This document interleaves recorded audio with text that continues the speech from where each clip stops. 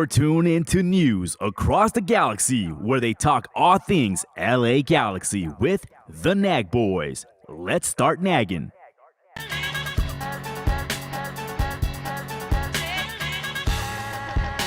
a ball from Ricky Peach.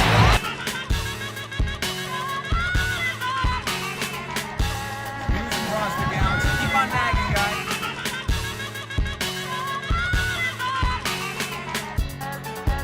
Your sixth-time MLS Cup champion.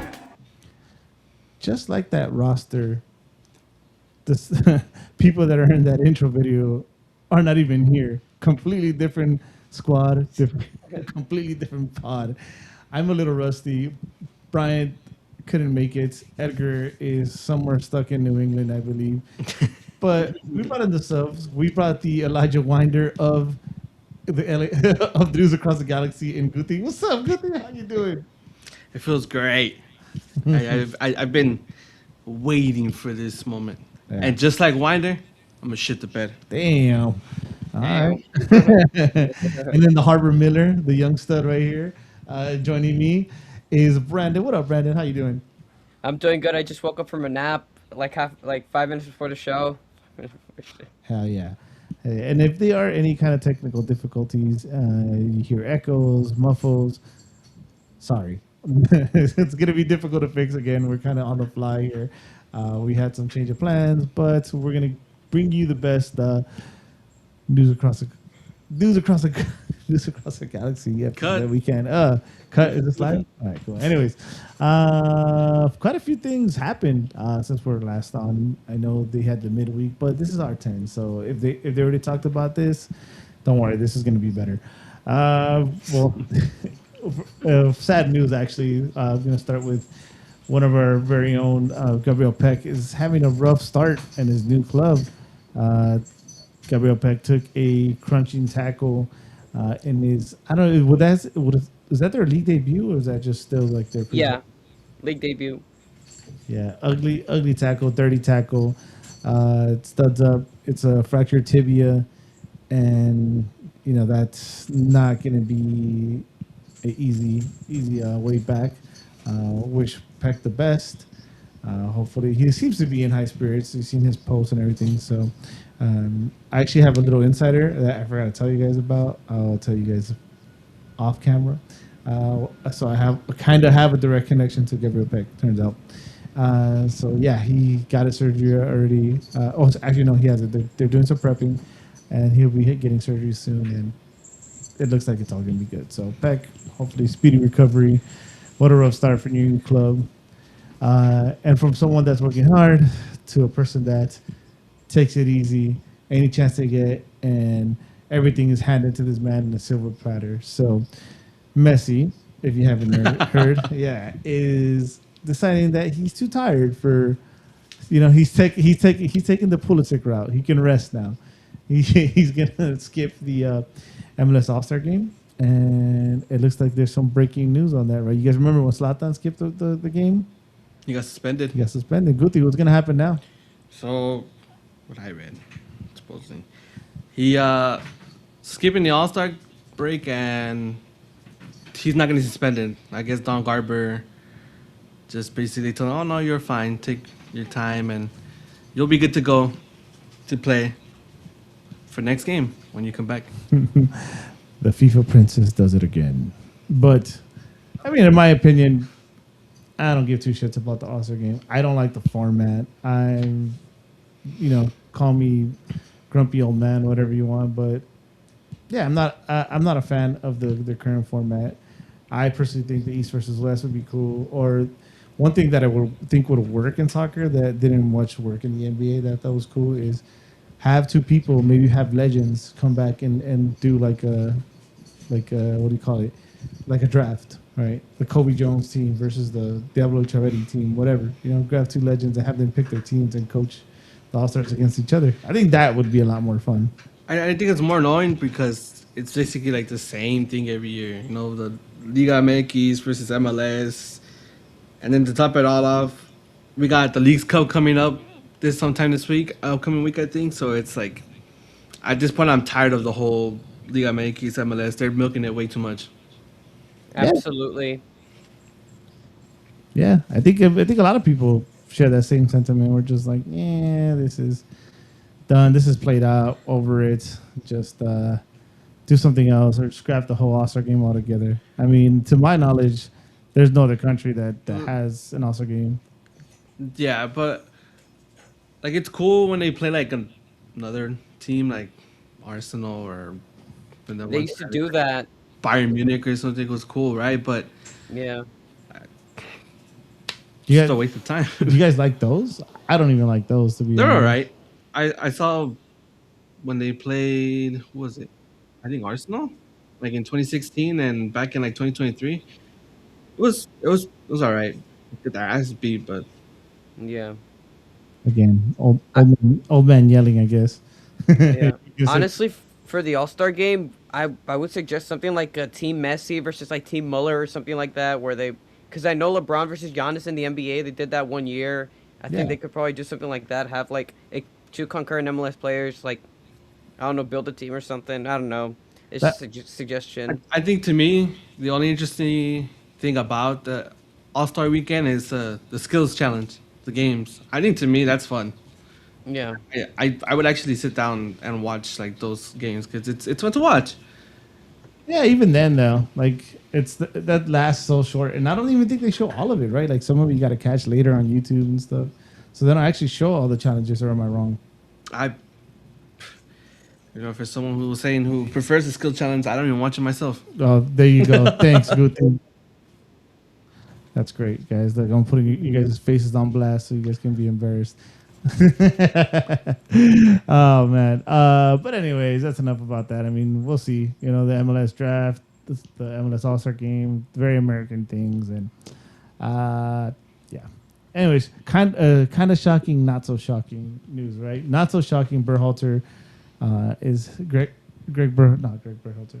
It's Sebastian Berhalter is making his way to Europe. I think a little overdue. I understand he was a little late bloomer, so that's not surprising, right? He said it to Middlesbrough. To me, the surprising part is the price tag. $2 million. $2 million for Sebastian Berhalter to Middlesbrough. Who wants to take a crack at it first? I think it's too low. Am I tripping? The Galaxy couldn't be able to move. Maybe he wants to go to Europe, right? I'm just talking shit, but $2 million, really? You want to take it I got first? no Guti? words, bro. Nobody. Yeah. No words. I mean, $2 million. That is cheap, stupid cheap. And the thing is, if like that, we paid 2 million for Klaus like in the winter last year. I mean, if Berghalter wanted to go to Europe and Vancouver wanted to grant him that, I respect Vancouver for it. But I think $2 million was way too cheap. I think they could have gotten at least 7 million, maybe even 10. I thought about that part, right? What you just said. If the Whitecaps wanted to grant him that, that's cool. But at the same time, it's like they could have done it for more than 2 million. I'm pretty Yeah. sure there would have been a suitor that would have paid more. I think Middlesbrough would have paid more than 2 million if you would have held off. Again, we sit here behind our computers. We're not in those offices, but you tell that to anybody, 2 million just sounds way too cheap for someone like that. Who did you just mention we paid? Oh, Klaus, right? What we paid for. Klaus, 2 million. There you go. There But you I go. think also he would have been a DP if we had signed him. If we had bought him for 2 million as well. Would have been So it better than didn't whatever make we sense. have. Yeah. I mean, it would have been like Cubas, like with like Vancouver, because they have Cubas, their CDM as a DP. So I don't know. He's a It would have DP? been. Really? Yeah, he's a DP. Yeah. Wow. Even though he made a mistake that Rodrigo de Paul scored in that MLS Cup final. So was So it he's not worth really it? the tag anymore then. Damn. That was Bayern it. Like down. Vancouver accounts were saying like, oh, don't blame Cubas, and it's hard not to, if he was the guy that led to de Paul's goal. No, also their oh my gosh, the guy that came in that's been with Vancouver for a while also kind of shit the bed too. Brian White. No, not Brian White. That's a striker. They got somebody else in the middle. I'm totally blanking out on the name. Well, it'll come to me too, and I feel like he didn't come in and once a name comes to mind, I'm like, oh yeah, that guy. Yeah, he kind of shit the bed too. But Anyways, we'll move along because there's a lot to talk about here. More MLS news. Pretty serious injury for Jamal Betarame. I hate those kind of injuries, because maybe I don't play as much, but I played a lot back then. I would play in random leagues, and these guys are pros. And to see someone take a blindsided hit like that, oof, that was rough. That was hard to watch. I saw it once. I'm like, cool. I don't got to see this again. I was like, no, it was ugly. I mean, all the shit we talk about Miami and all them. At the end of the day, they're still human, and hopeful for speedy recovery. But I hate to see it.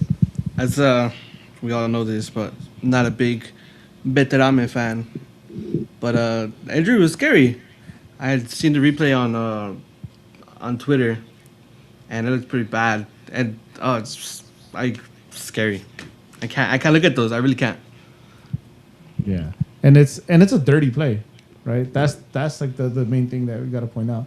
There doesn't seem like there's much play for the ball. You don't run. Someone's there when you're running through them the way he did, and it's from behind. It's from behind. I don't think they've released anything as far as like suspension goes for the other guy, but I personally think that merits like some kind of suspension, 1-2 games at least. But we'll see. We'll see what happens. I mean, most importantly, hopefully, it's a speedy recovery. Here we go. That's quite a bit of MLS news. I didn't even know this. This caught me by surprise yesterday. Felipe Mora, long time Portland player, leading scorer, is leaving to San Luis. It's pretty cool. Pretty last game being able to score the brace, and hats off to Portland too, because I think this is something that scares me about the Galaxy sometimes. They sold him because his contract is coming to an end, right?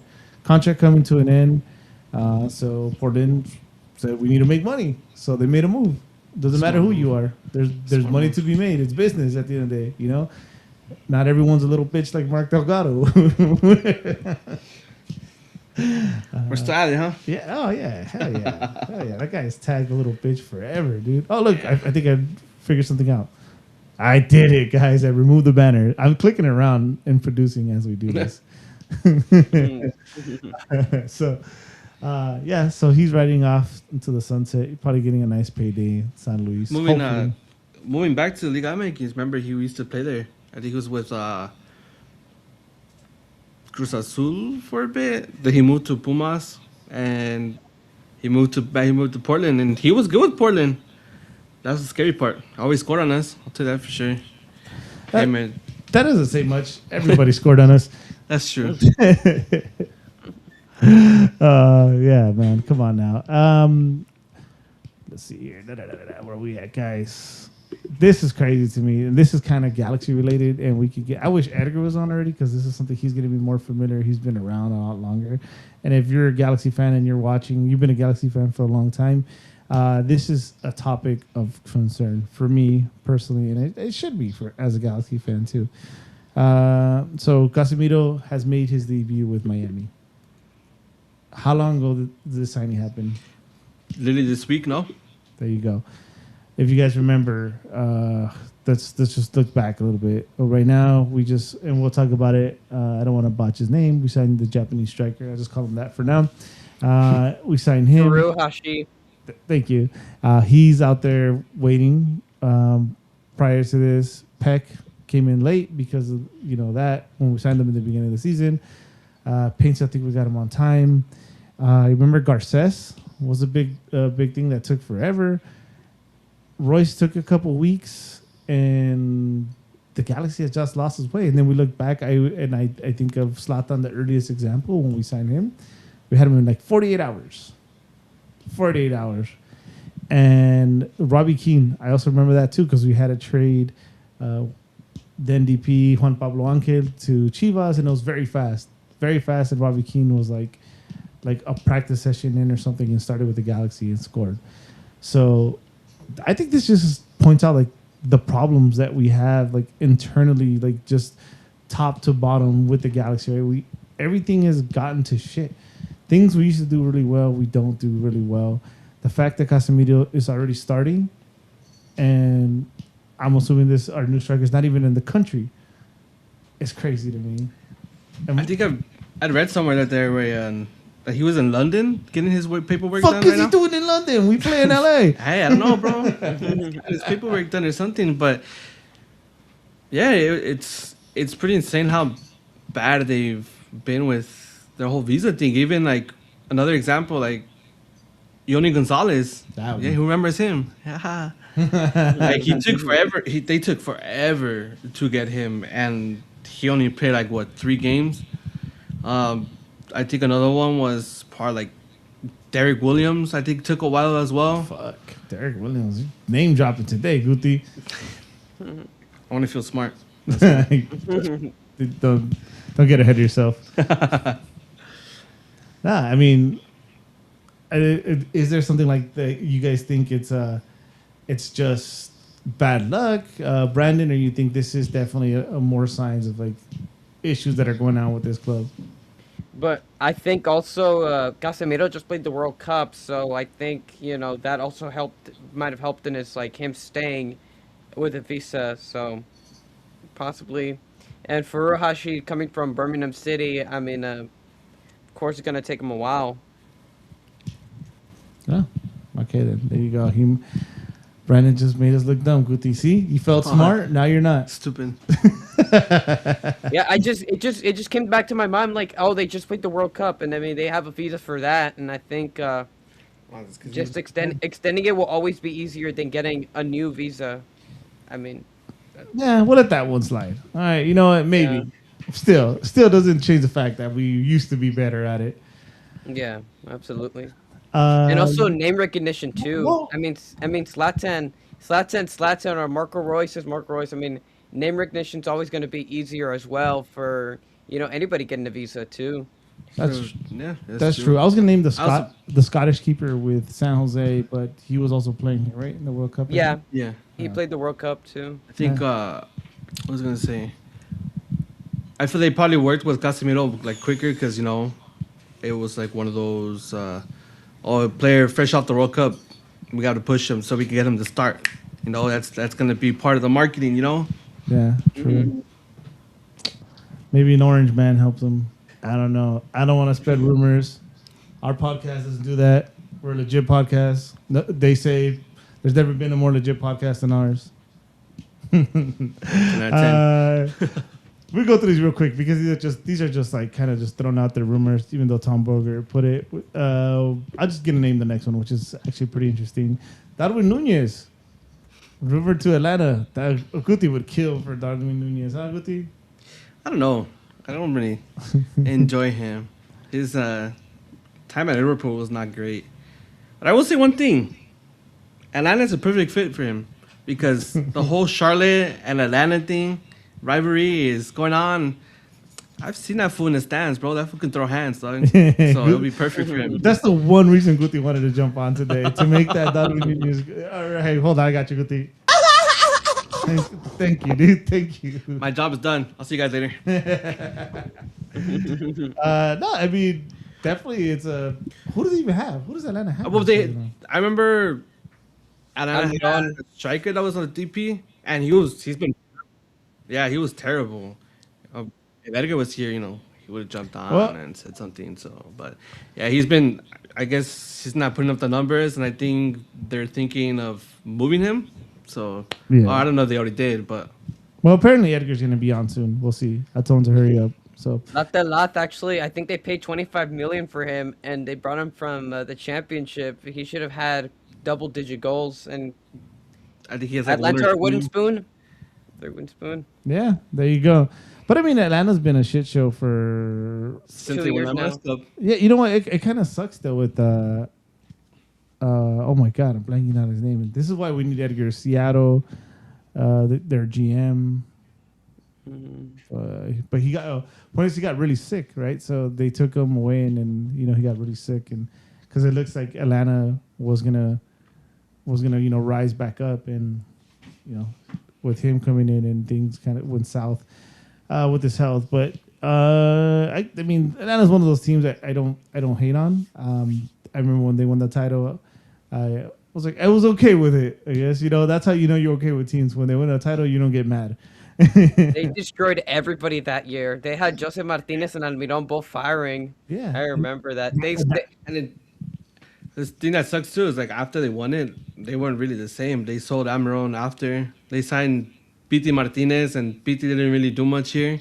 yeah. So it's Yeah, Almada came through. Almada. Oh, I forgot about Almada. Yeah, there's been quite a bit going on with that. It's not like Atlanta hasn't tried. Like this, you know what, dude? They eliminated Miami last year. We 2 years forgot. ago. 2 years the ago. year we won it. Yeah. Shout out to Atlanta. Respect. That's what, Never mind. I'm sorry. Yeah, Atlanta gave us a home MLS Cup. Yes, sir. Yeah. Thank you. Thank you, Brad Guzan. Thank you, Brad Guzan, playing like. Yeah. I do remember that they spanked LAFC 5-0 Mercedes-Benz that year in 2018. There you go. I remember that Yeah. too. So, Atlanta, you're okay with Nag. You're on the good side. Yeah. You're So- on the good side. Oh yeah. Guti brought this up to me, which is kind of funny, right? The whole the whole saga with Guti, help me out right here. Kai Wagner. Oh, the Kai Wagner deal. Yeah, that's kind of funny. It's like if we were to bring back who we haven't shipped out nobody, so we're probably a bad example. Guti, go ahead, bro. Just talk about this Kai Wagner thing. Was he a player that came up from their academy, or like? The point is that they shipped him out.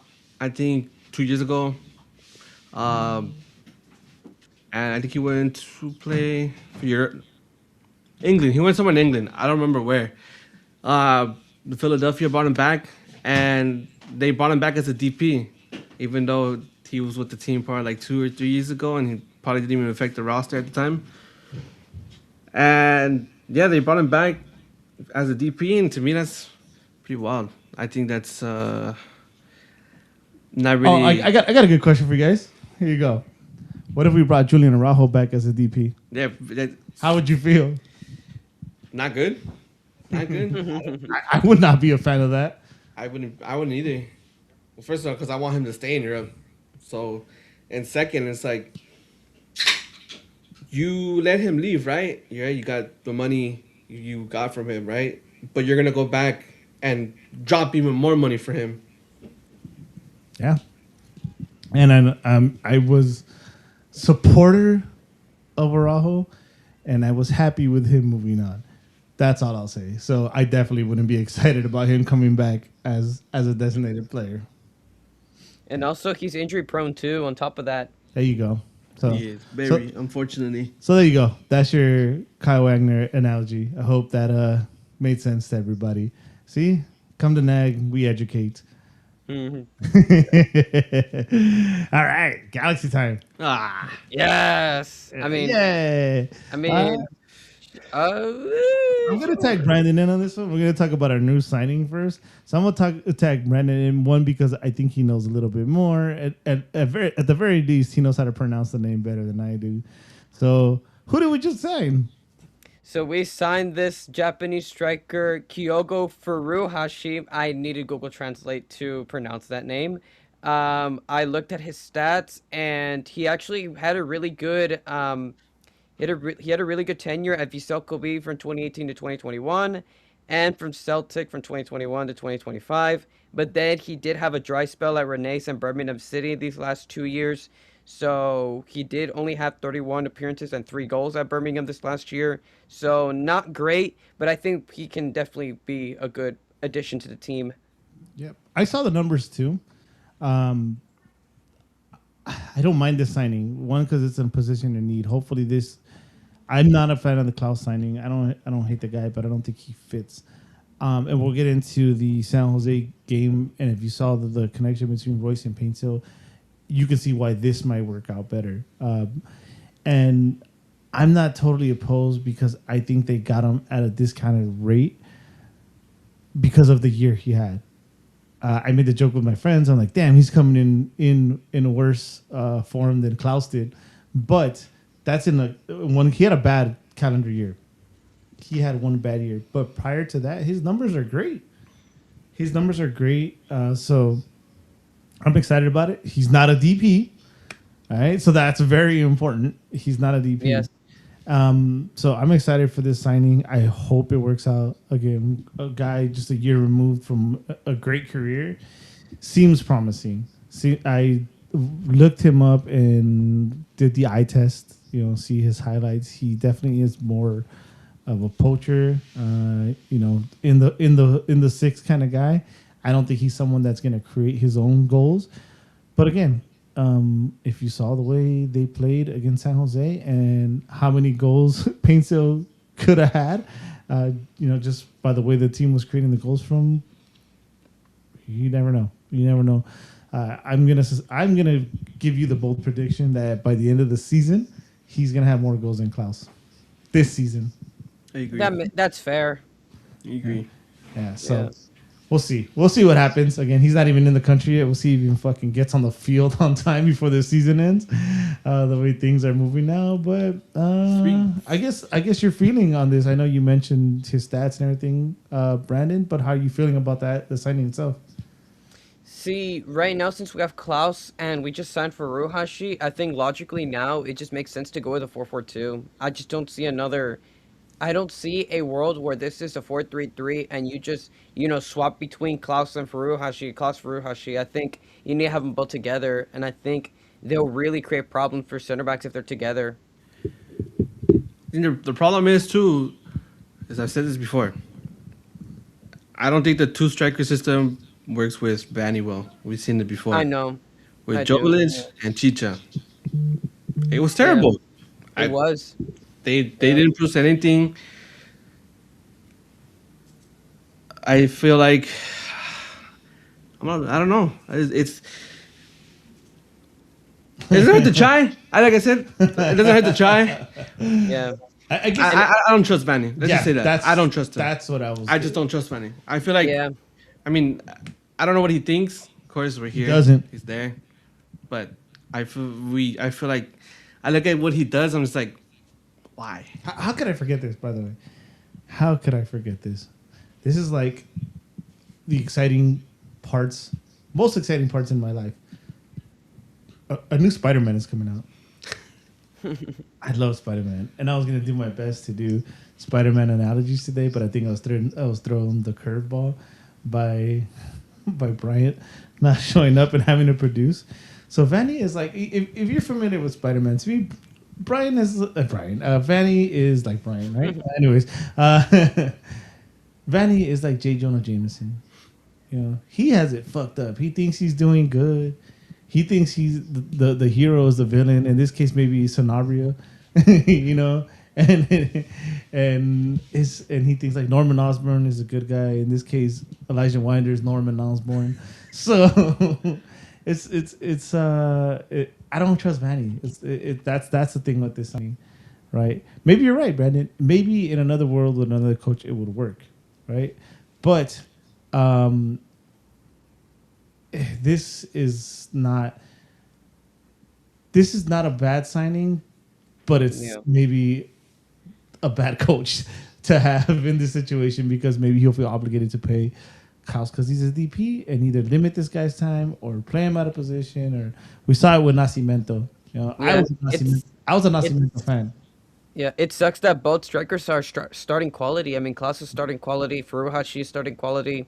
That's where I came up with the suggestion of a 4-4-2, but they're both definitely starting quality, and that's where the doubts are coming in, and rightfully so. Yeah, and just like Mysterio, right? There was this whole illusion the whole time. Edgar has been throwing this smoke screen. He's been here the whole time, guys. What's up, Edgar? Man, I'm still dealing with jet lag. Oh, that's all good. We're talking about our new signing. Brandon, say it. Furuhashi. There you go. Okay. Yeah. Oh, And we're talking about basically how we actually feel about the signing. Talk about our feelings here, Edgar. Our feelings. well, I could have talked about it on the midweek, but I felt like the discussion was better saved for today, right? My initial reaction, and I mean, it could be wrong, right? But it's just my reaction. My initial reaction was, "Oh my God!" I still feel that they kind of gave up on this particular season because the timing of all the departures uh, right before the returning back to the season was not going to help at all. We've already seen it, right? 1 point out of the last possible nine. That's unacceptable, right? Especially because it took the team so long to come together and do well right before the break. But now, you're making you made all these moves, all these people left, and now you're bringing in reinforcements. And the thing that gets me every time is that whenever they interview somebody, especially Vanny, right, and they ask them, what are you guys gonna do? They always give you that same grin, that that I know better than you grin, and that little smile, yeah, right? And the team might be falling apart, and they're like, I know something you don't, smile, and the house is on fire, but they're still smiling at you, like, okay, that doesn't do me any good. It still makes me feel like these are moves that are being made for next season. And I've heard people from other podcasts told me the same thing, where it feels like, hey, you guys are going to be great in the long run, but right now, the team's a mess. Because you might bring in people that are amazing and really good professional players making an immediate impact because they understand what the roles are supposed to be and how they should fit into any particular scheme. But we're talking about Vanny ball here, right? And it's a particular brand of football that Say is that word one more time. Vanny ball, right? And look at Guti knows what I'm talking about. Look at him. He's like, yeah.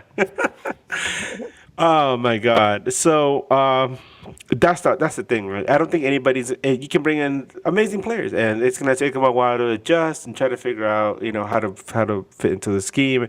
And by that point, it might already be like decision day, and you might see this team scrambling, trying to make a playoff spot, but they already fell out of a playoff spot, right? They're like what, 2 spots out, right? They're in 10th place 10. now or something like that. They're 10. Yeah. Let's not get too crazy ahead of ourselves right now. The overall feeling over the signing, Edgar. It's okay. When I was I was at Gillette Stadium. There was these two Brits next to me during the game. They sat with me during the first half. It's kind of Were they my interesting. cousins? My mates. They might have been, yeah.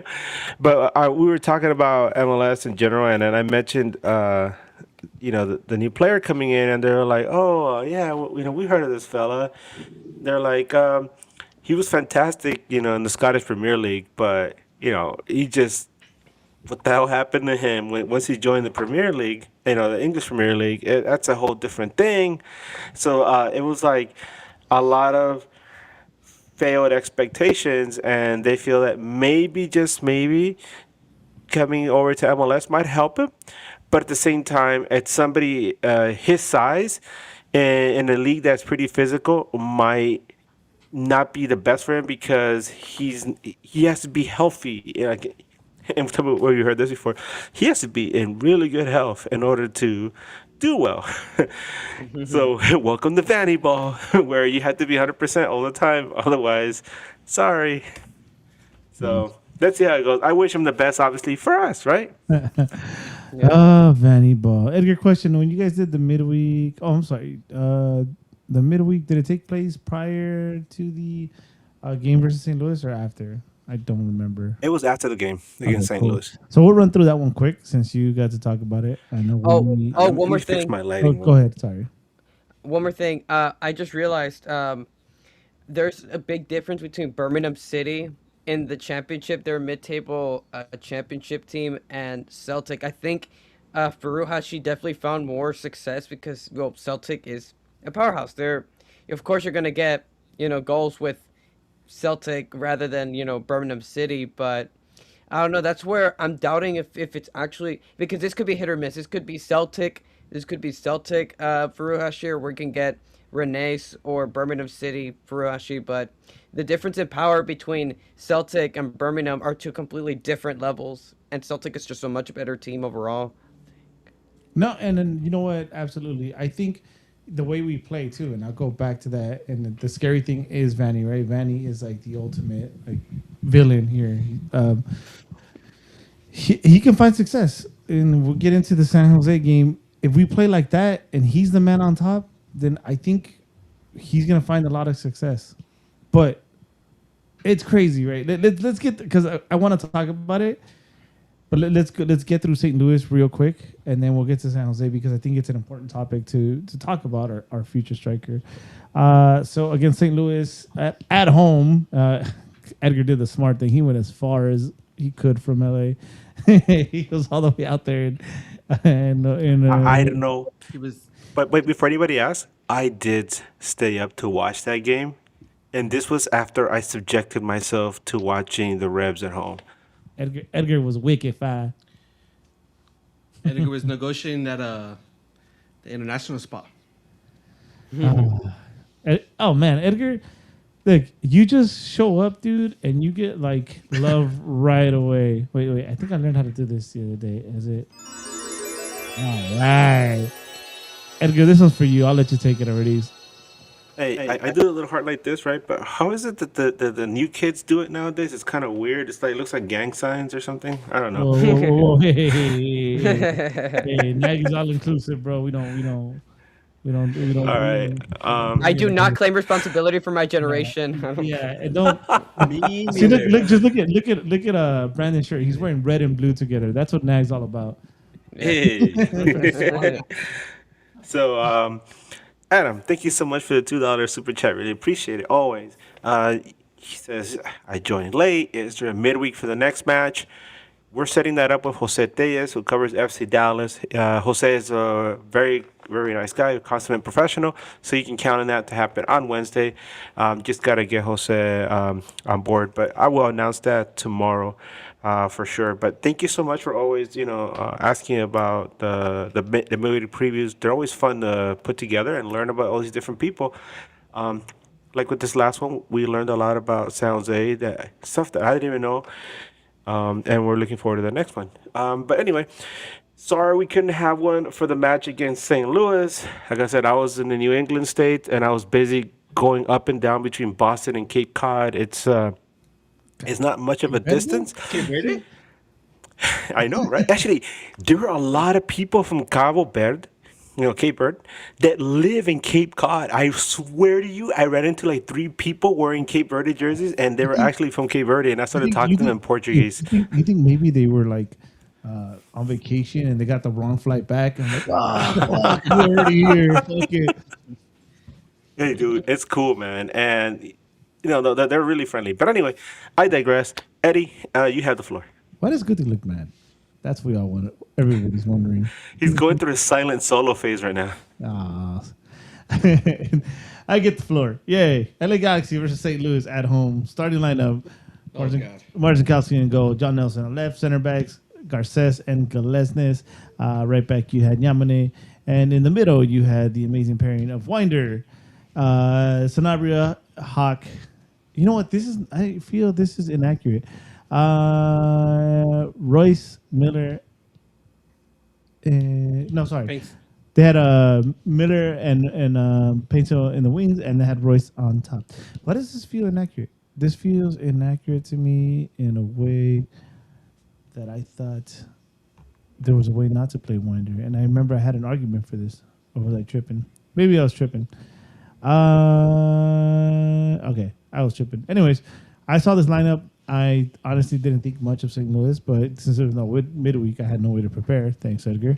And I saw this lineup, and the pairing of Gillespie and Garces is actually personally, I know there's a lot of heat for Garces, but that's my preferred pairing.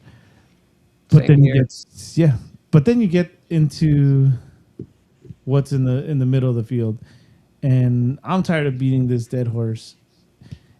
Oh my God, Guti! I was sitting next to Guti. This shit was crazy. Wait, are we bringing up Bryant's dead horse again? Yes, no, this is so crazy, dude.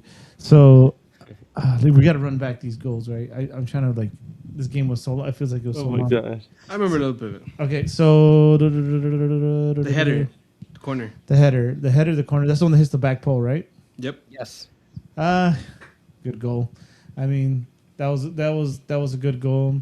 And then we hold on. Let me look this up the timeline real quick because I should have made notes about this. I know we go down. Oh yes, the incident with Royce. Right. To me that was weak. That I personally put that one all mostly on Marcinkowski. I'm not a Marcinkowski hater. I'm not a fan of both goalies to be fair, but I'm not a Marcinkowski hater. But I think that goal falls heavy on Marcinkowski personally. And then that's where the Garces boneheadedness begins. And we're watching this game, right? I think we start building momentum, and I'm sitting next to Guti, and we're both talking about how like man, Sanabrio's like this, like he's all over the fucking place. He's destroying, left and right, left and right.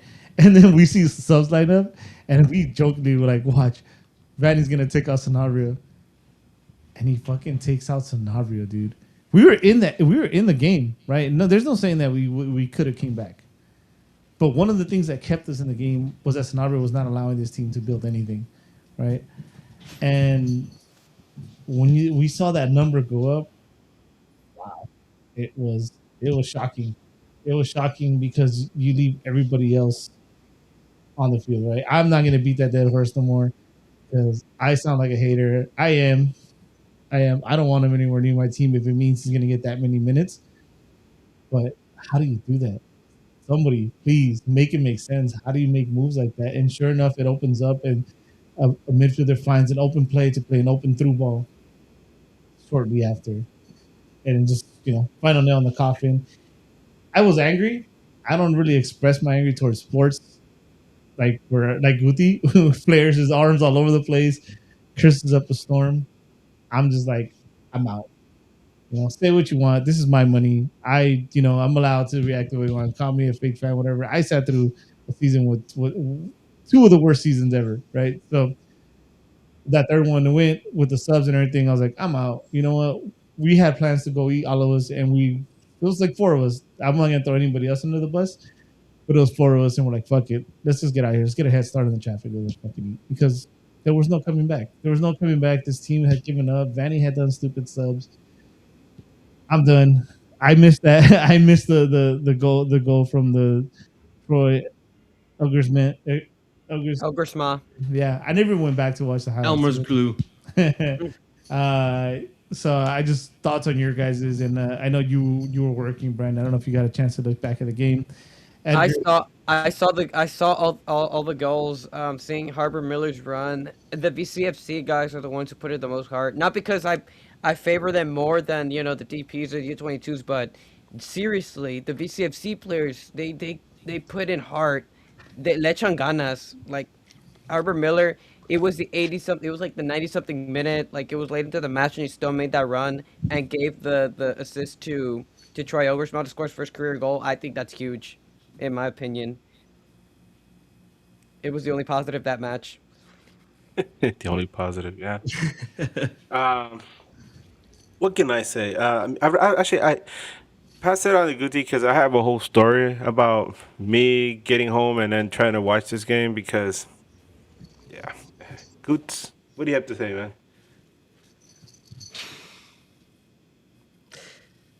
Since the beginning of the game, we went in always joking around. Oh, we're gonna lose today. These guys are terrible. There's two things that I pointed out to Eddie at the game. That left side with Nelson and Miller. I feel like Nelson had a terrible game. Terrible game. I feel losing the ball too much, forcing those balls, and I feel like he was setting up Miller to fail. I don't know about that. The second goal, I would blame Marcinkowski on that. But even if, I think to me, you got to play on the floor, right? Kick that ball out or call it, you know? I'm not putting blame on the ref. We suck. But, we've seen it during the World Cup. It happens all the time. You just play on the floor, you either kick the ball out or the ref has to call it. I don't like the fact that he let that ball play, and we conceded a goal from that. More shocked about, actually no, not shocked, but Garces. I don't know what he's going through in his head. Soft foul, I'll tell you that, but he's doing too much stupid stuff to be getting sent off. That's a second red card this year for a stupid foul that he did. That's all I got. Oh, but real quick on the whole Garces thing, I'm a Garces fan. I see like people asking for his head online. I think one is frustration. There's no excuse. There isn't any excuse. But one, it is frustration.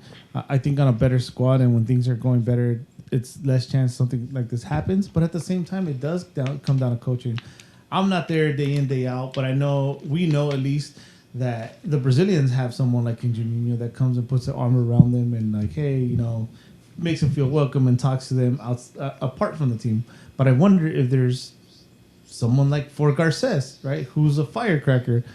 And I mean, how would you feel, dude? How would you feel if you guys are busting your ass and you're the rest of your team is just kind of shitting the bed? Like you mentioned, I forgot we talked about John Nelson. John Nelson didn't do any favors for Miller in that game. Miller was having an okay game. Again, he's 19. I like Miller. But John Nelson, I think let him down a lot and didn't allow Miller to have even better game.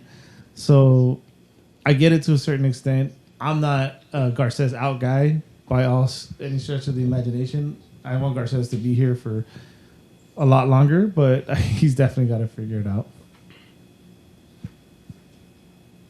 Yeah.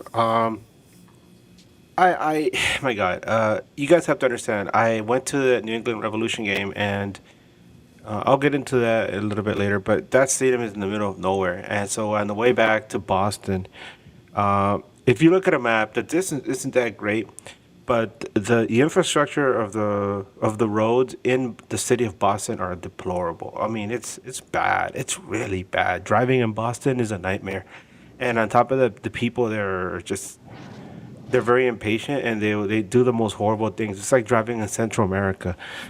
But anyway, we're literally 6 minutes away from the hotel we were staying, and all of a sudden, this road in which I was on, which was blue right here on the little GPS, suddenly turned dark red, and I'm like, what's going on? And for whatever reason, Boston DOT, the Department of Transportation, Massachusetts DOT decided to start a major construction project in the it wasn't even the middle of the night. It was just like around 10 at night, and one of the major highways in their city, and they blocked all the lanes. And I'm like, what are you doing, you idiots? So they blocked the lanes, and we're stuck there 6 minutes from our place. We just sat there, right, for like about 45 minutes, and the whole time I'm like, oh man, I want to take it back in time to watch the LA Galaxy game to cleanse my palate of what I just saw at Gillette. So I put the game on my little TV there, on my phone, and I'm listening to it while I'm stuck in traffic, and I'm watching that first half, and I was like, what was I thinking? This was going to be a palate cleanser. I was like, this is awful. I mean, this LA Galaxy team, when I always tell people nowadays, if you ever see Elijah Winder in the starting lineup, it's like an automatic W for you, because that dude disappears into matches. And I think it's not just us that we've joked about it. We've also said that he'll play in a game as a starter, and in the second half, for some reason or other, you'll notice him, and you'll ask, hey, when did he sub in? And then somebody reminds you, oh, he's been a starter. It's like, what? That dude was starting? I didn't even notice him in the first half. It's that kind of thing. But yeah, you could say this was a very disappointing result because it comes in the heels of such a tough loss to LAFC, a loss that we already knew was going to happen against LAFC. But then we had this one against St. Louis, and a lot of people still have in their minds that St. Louis is a team that was, that's somewhere lower in the table. But heading into this match, St. Louis has already been fixing their season, and unlike LA Galaxy, St. Louis decided to stick with their players and strengthen themselves and prepare and keep going with that same group of guys, and they're still getting results. right now. If you look at them, they've climbed a long way to get to where they are. And at one Three point, straight they were in wins. last place. Yeah, no, they're doing great. Look at when their last loss was. It's been a while, and so they have that going for them against the LA Galaxy team that's pretty much like missing all its front teeth right now. Of course, they were gonna win, and then to compound it, like we were talking about the mistakes that you make when you play against a team like that that's in a hot streak. You can't give them any small little mistakes because they're gonna magnify them. The thing we've got to say is it's like a running joke already. Um, Somebody says he collects cars, like he's collecting toy cars or something. I mean, this guy just cannot help himself. Um, and I know when I was in my 20s, in my early 20s, sometimes I would get upset, but I would never get this Long upset time because ago. I was not a professional like he is, right? I would get upset, but it reminds me of the times that you play like in a Sunday league, and then the other team would have a guy that would just be swearing at his own teammates and screaming at people, and then he would he would foul someone, and then the ref would come over and he would threaten the ref, and then you're like, what the hell? What is this? I saw it happen many times in Sunday League, and it kind of gets me like that. Where once he leaves the field, he's like the nicest guy, but when he's on the field, it's like, whoa, take it easy, man. Are you more of a detriment? I mean, you're fantastically gifted, athletically, but if you can rein in that temper, you'll go places, which is probably why we were able to get him in the first place. He probably has temper issues, and his old teams already knew this, Nacional, right? And that's how we were able to get him. But it's still difficult. Luckily, LA Galaxy is deep at center back, so we're able to bring other players. But when you lose them like in the middle of a match, right there, that's kneecapping you, man. And what do we expect, right? The rest of the way. Yeah. Ah, man. But at the end of the day, dude, you gotta have some self-respect and, no pun intended, some dignity, bro. You're at home. You're at home. It's not like it's not like Miami's coming into town, right? You should be able to put up a fight with the team we have. We're not like we're supposedly on paper not the worst team. A three to be down three. I know it's 3-1, but to be down 3-0 at some point at home to St. Louis is like a sentence I never want to hear. And it happened last year too. With Klaus, fucker. He didn't score that game, but we did lose Oh, 3-0 don't to worry, them. I'm very familiar. Klaus doesn't score much. Yeah. But no, St. Louis actually has a really good academy too. They have a really good B team. It's only a matter of time before they come up, and they might actually dominate the league. So St. Louis is an up and growing team. They had a good first year, and then they just went downhill. But St. Louis, it's just a matter of time until they become a good team again. We'll see. Well, they started. Their front office is really good. They got rid of Klaus, and they signed another striker with that money. So, sorry, that's enough on him. He's my favorite player. Yeah, no, this game was just it's very Bad all around. frustrating. And I walking out. I was texting a friend of the pod and friend of mine, Chris Tucker, and then just like thinking like when I was leaving, it was 3-0. I was like, how does a coach survive being outscored 6-1 or 6-0, in 2 games and 2 home games? And I don't know. I don't know how to answer that question, right? And I always go back to this: like any big club does big club things. How does he still have a job? Because How he does won the cup. Yay! Dude, Steve Sampson won a cup. He got let go. Chiggy Smith won a cup. Rest in peace. He got let go. These things happen. These things. Yeah. I don't know what it is. The only thing I can come up with is the fact that Kuntz is in the hot seat and he knows. Like Kuntz is in the hot seat. He's either spent too much money, he's not seeing the return, and firing a coach is probably the end of him.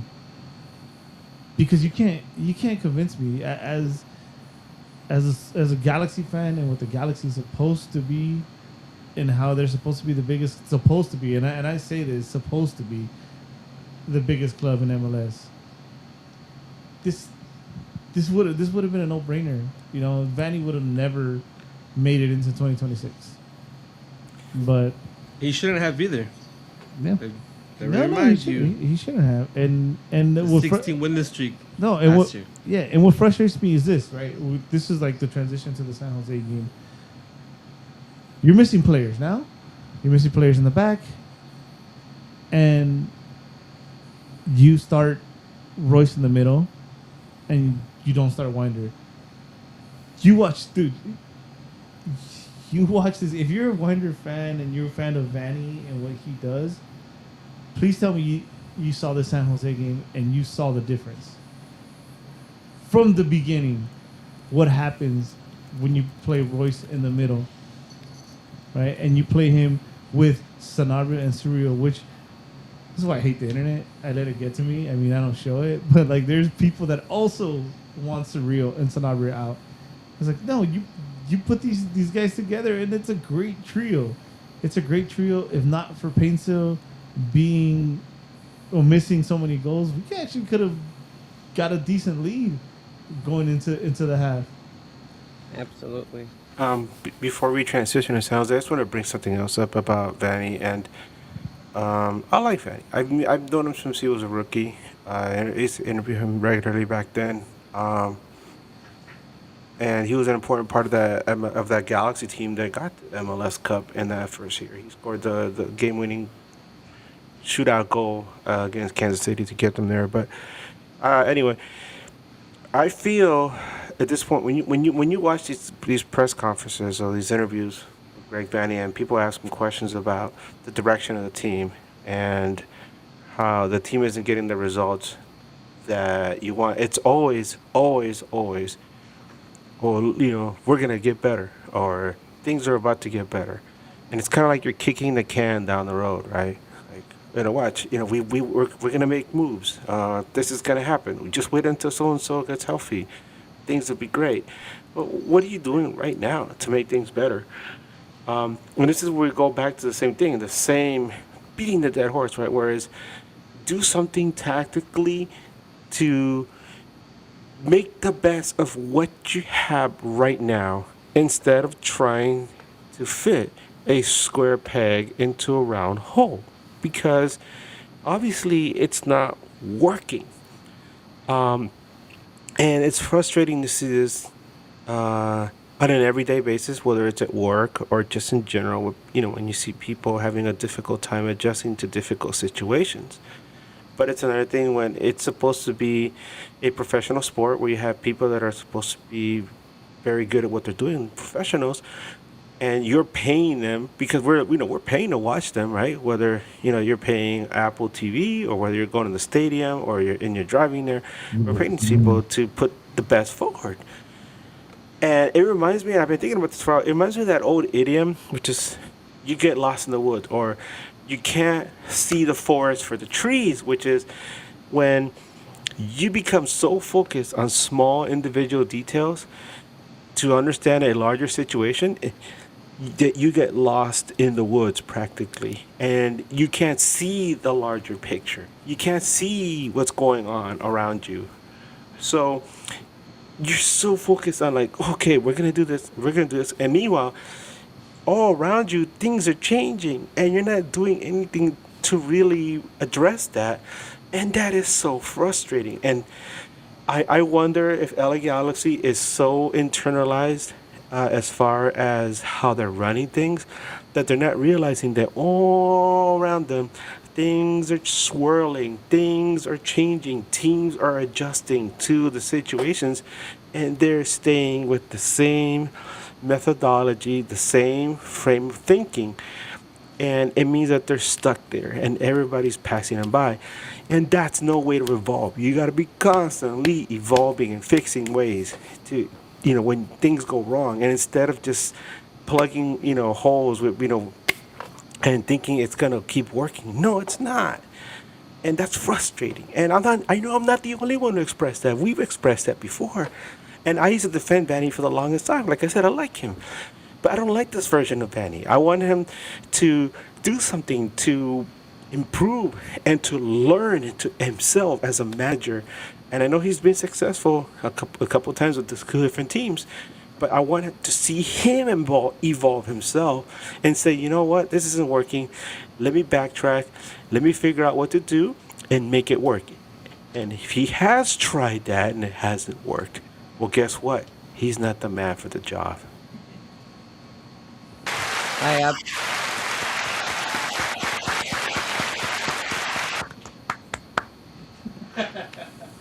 Absolutely, I agree. It's a difficult scenario. I mean, I'm also, I've been Vanny in for the longest time too. I mean, in 2025, understandable.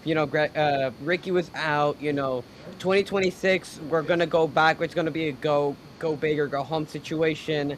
And then you come into 2026 after the World Cup where you're supposed to appeal to new fans, and we're not the team to watch. I think, right now, because of convenience, people are going to choose LAFC. They're closer to downtown. They appeal to Koreatown because of Sung Hyun Min and whatnot. So if you can't beat LAFC by convenience, you have to beat them by the football you play. And if you play beautiful football, people are going to watch. And this is not, chasing trends, if you follow a winning team, because to win, you fans, you have to win. And if you don't win, then you're just going to only retain only the loyal people. But eventually, if you continue losing and losing and losing, the loyal people won't find it appealing to keep going to games. And so we have to start winning again. I just don't see another way of us gaining new fans. No, you're absolutely right, and actually, that's something very important to point out. Real quick, going back to the game in St. Louis, it wasn't sold out for Saturday. By the way, I'll say that they announced the sellout for LAFC Galaxy. You could ask Guti sitting right next to him. We had a lot of room next to us, right, Guti? So sellout was false, but it was packed. Let's call it a packed house. And then you put on that shitty performance, to your point, and what happens? Nobody, LAFC. yeah, and nobody's excited to come on a Wednesday to a Galaxy game against St. Louis. It's just not appealing, right? It's not appealing when your team's not doing well, and the opponent is not a sexy opponent. So, yeah, to your point, if you're not performing, especially in a town like LA, right? The only reason I like when the Lakers are doing bad is because I can go to games for cheap. So Not even then, it's still expensive. cheaper, right? Yeah, cheaper, yeah. Yeah, so Cheaper, that's yeah. just proof, though. LA likes to win, so that's one thing that would help us, off the field as well. But we do have to get into this San Jose game a little bit, right? It was again flowing very nicely, right? This lineup that I did not go through. I know I kind of just went on my rant. So the Galaxy started with Marcinkowski in goal again, who has it was a big fixture in this game.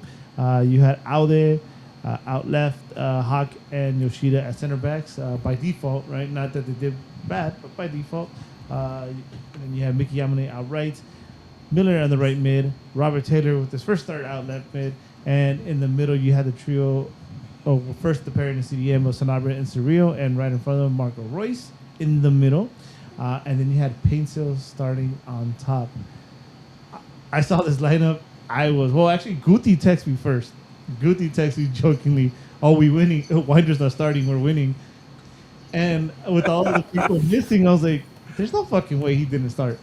So let me ask you this question: did you see anywhere in any universe where, with the people missing, going to an away game, that Vanny wasn't going to start Winder?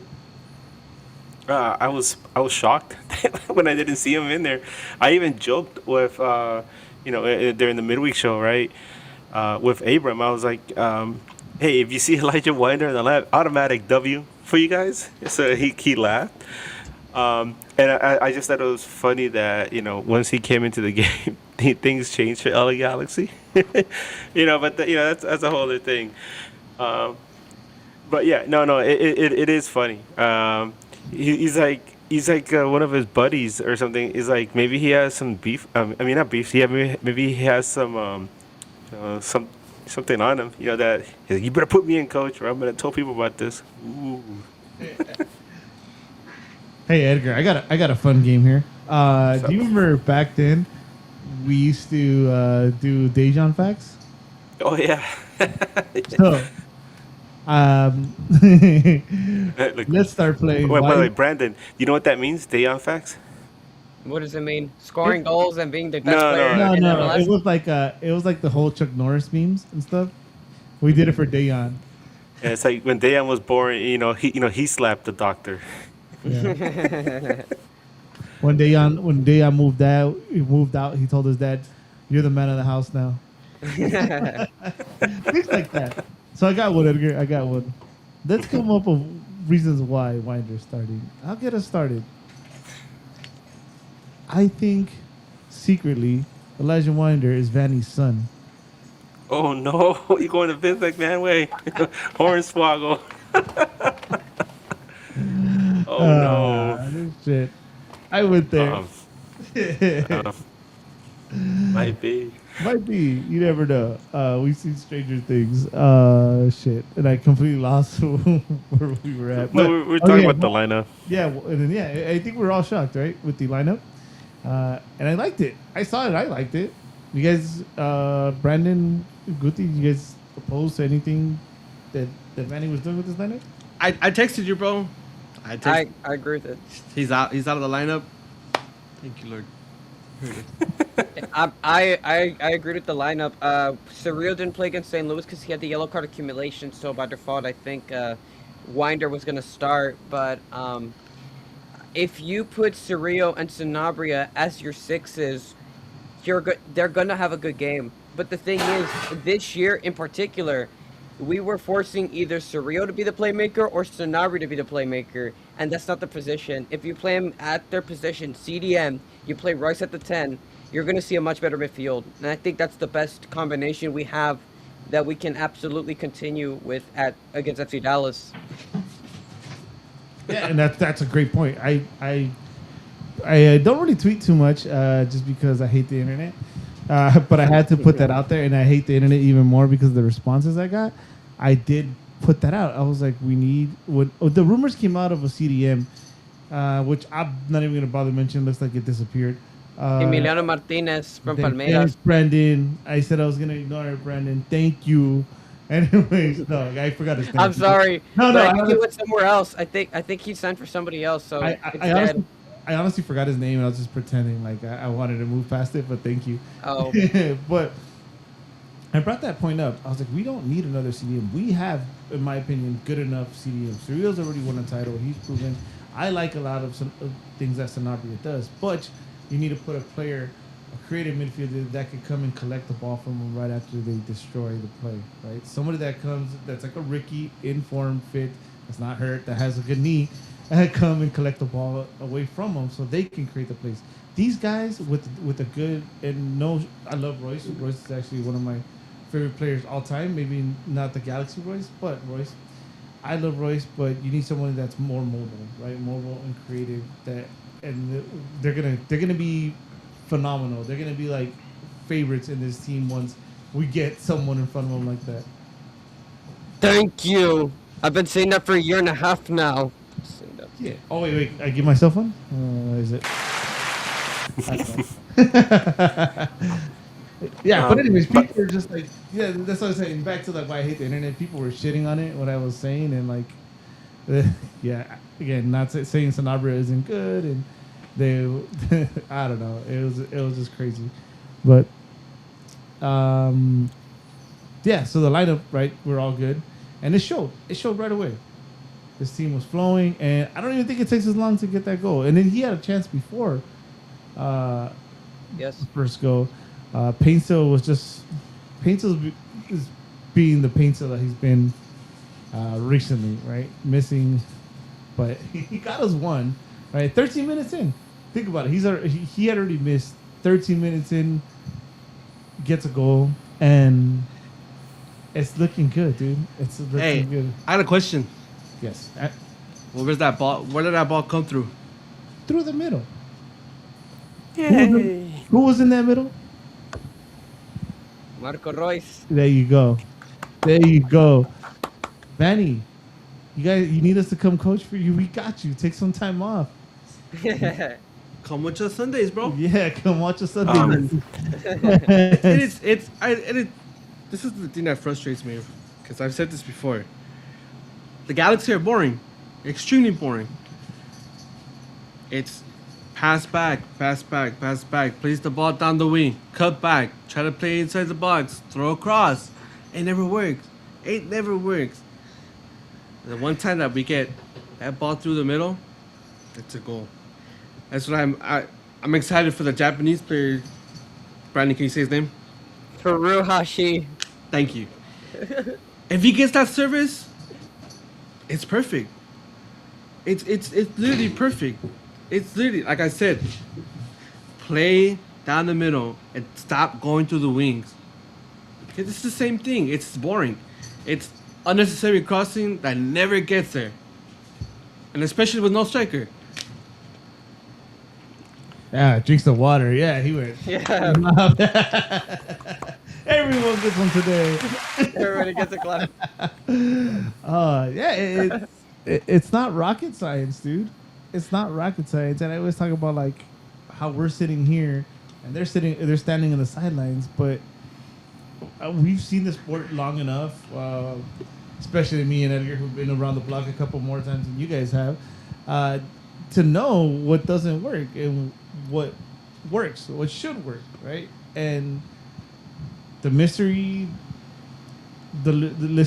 continues of why Vanny refuses to do what works. And you can't look. They had Timo Werner in there. They got other players that can hurt you. But also, when you possess the ball in offense, you give your defense a break, right? No disrespect to Yoshida, and no disrespect to Justin Hawk. But this pair, just by what we seen and their physical abilities, is not better than Garces and Galesnes. And they did not have that much work to do in this game because of the way the middle was playing and the way we were possessing the ball. So again, it's crazy. It's just so crazy to see Vanny just. And here's the crazy part. Raise your hand if you think Vanny's gonna default back to Royce on top if our new Japanese player isn't cleared on Saturday. Right? That's the most frustrating part. I think we're gonna get to Saturday if this guy's not available. Or even if he isn't available, he might not start. And we're gonna see the same starting lineup we saw against St. Louis or LAFC. By the way, guys, I said this in the midweek, but it's worth mentioning now because going into this match, I had a pretty bad idea that LA Galaxy wasn't going to win this game because just of the way things have been going. And I said, I expected the team to get destroyed. I said, I think it was 4-1, 4-0. You're But not it's alone. But it's worth mentioning this. It's really weird. It's really, really weird to me that in their last 10 matches, San Jose has only beat the Galaxy once. I was like, what? It's so strange. But Abram mentioned something to me heading into his game that gave me like a tiny little glimmer of hope. But it was like that little glimmer of hope that's kind of hiding in the corner, right? It doesn't want to come out because if it comes out, it's going to get beat down. But he mentioned that San Jose was missing Nico Shakiris. And he kept reiterating how important Shakiris is to this team.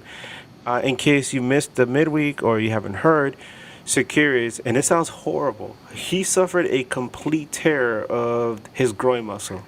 And it's a horrible injury that doesn't only take a long time to recover from, to heal from, but you're never the same.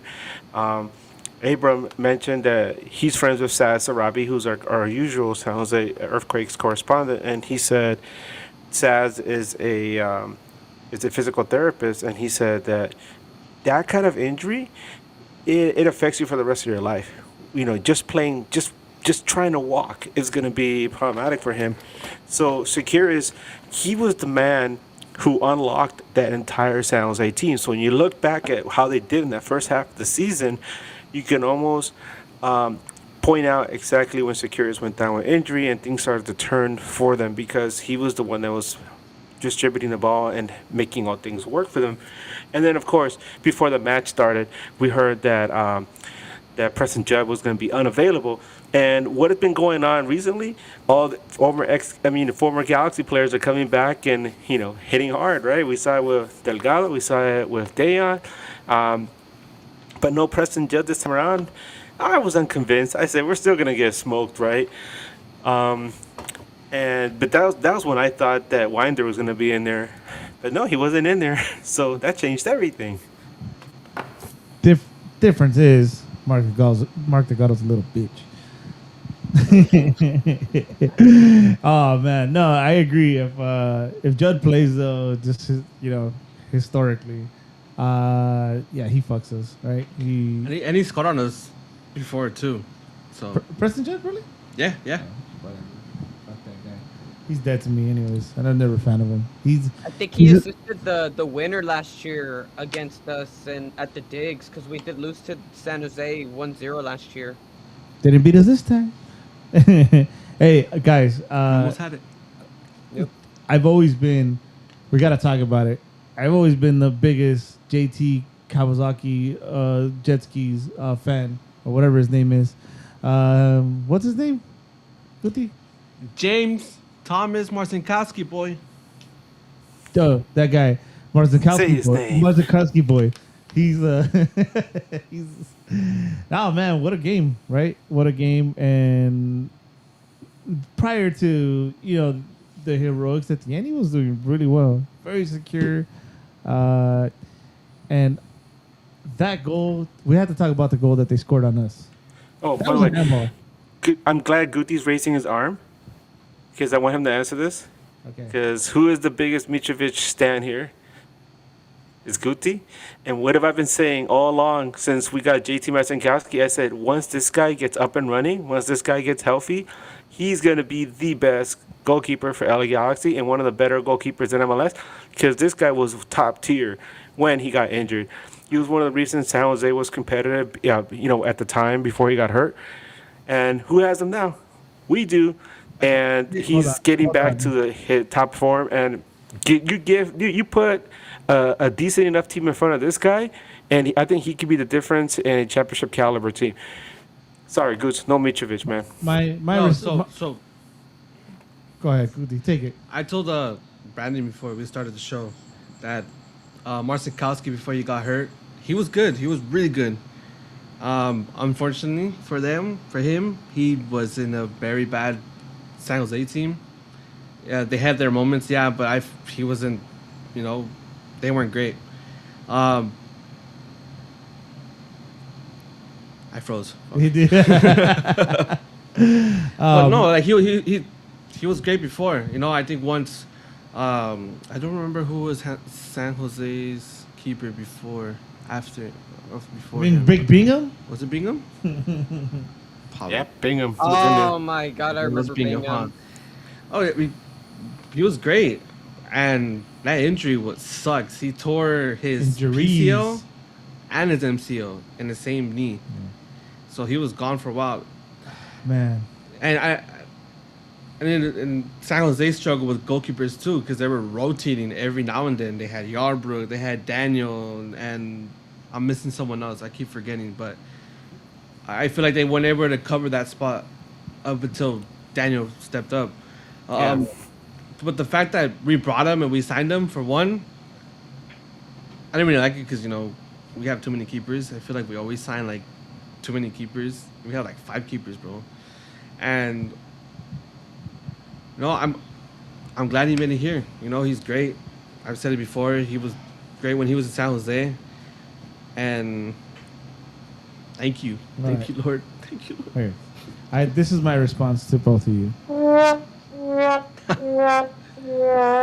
I don't know what Brandon's thoughts on, but both of these goalkeepers are mediocre at best, I think.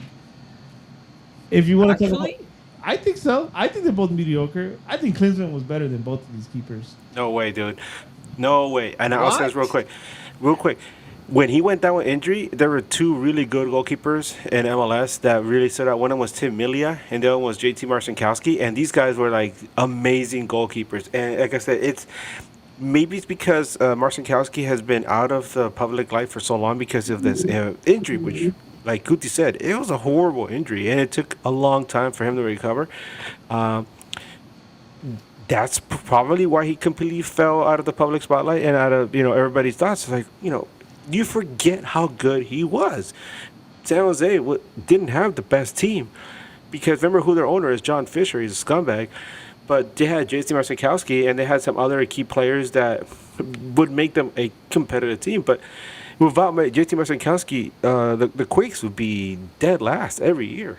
And we're so lucky to have him. Like I said, you put a decent enough team in front of him, and he will be a big difference for this LA Galaxy team.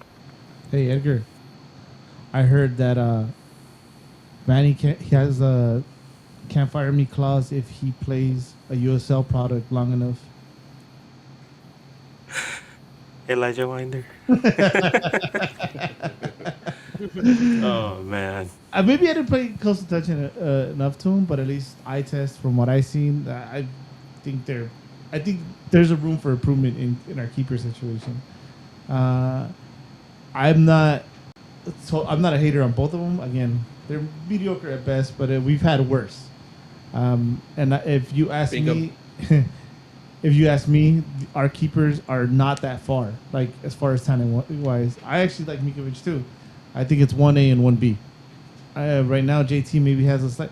Dude, just look at that goal against St. Louis, the second one. Right, he does shit like that. That's not an isolated situation. I'll tell you that much. But that was like his first. That was like a venomous shot. That was like his mistake. JT doesn't really make mistakes like that. I mean, if Mitrovic was actually more prone to that than JT, I mean, that's probably from what I can remember. That's probably like JT's first actual mistake, and I don't think he should be crucified for it. Well, we'll circle back to that someday. Well, It's a rough goal. It's a rough goal. And maybe they were covering him. He couldn't see the ball. Could be, but I agree. He eats that goal, but it's just one of those moments where it's a very rare mistake from him. Are you gonna eat that booger you just picked though? I did already. But you know what? We're shitting on him right now. Right now, we're supposed to be praising him, right? He also does make that mistake.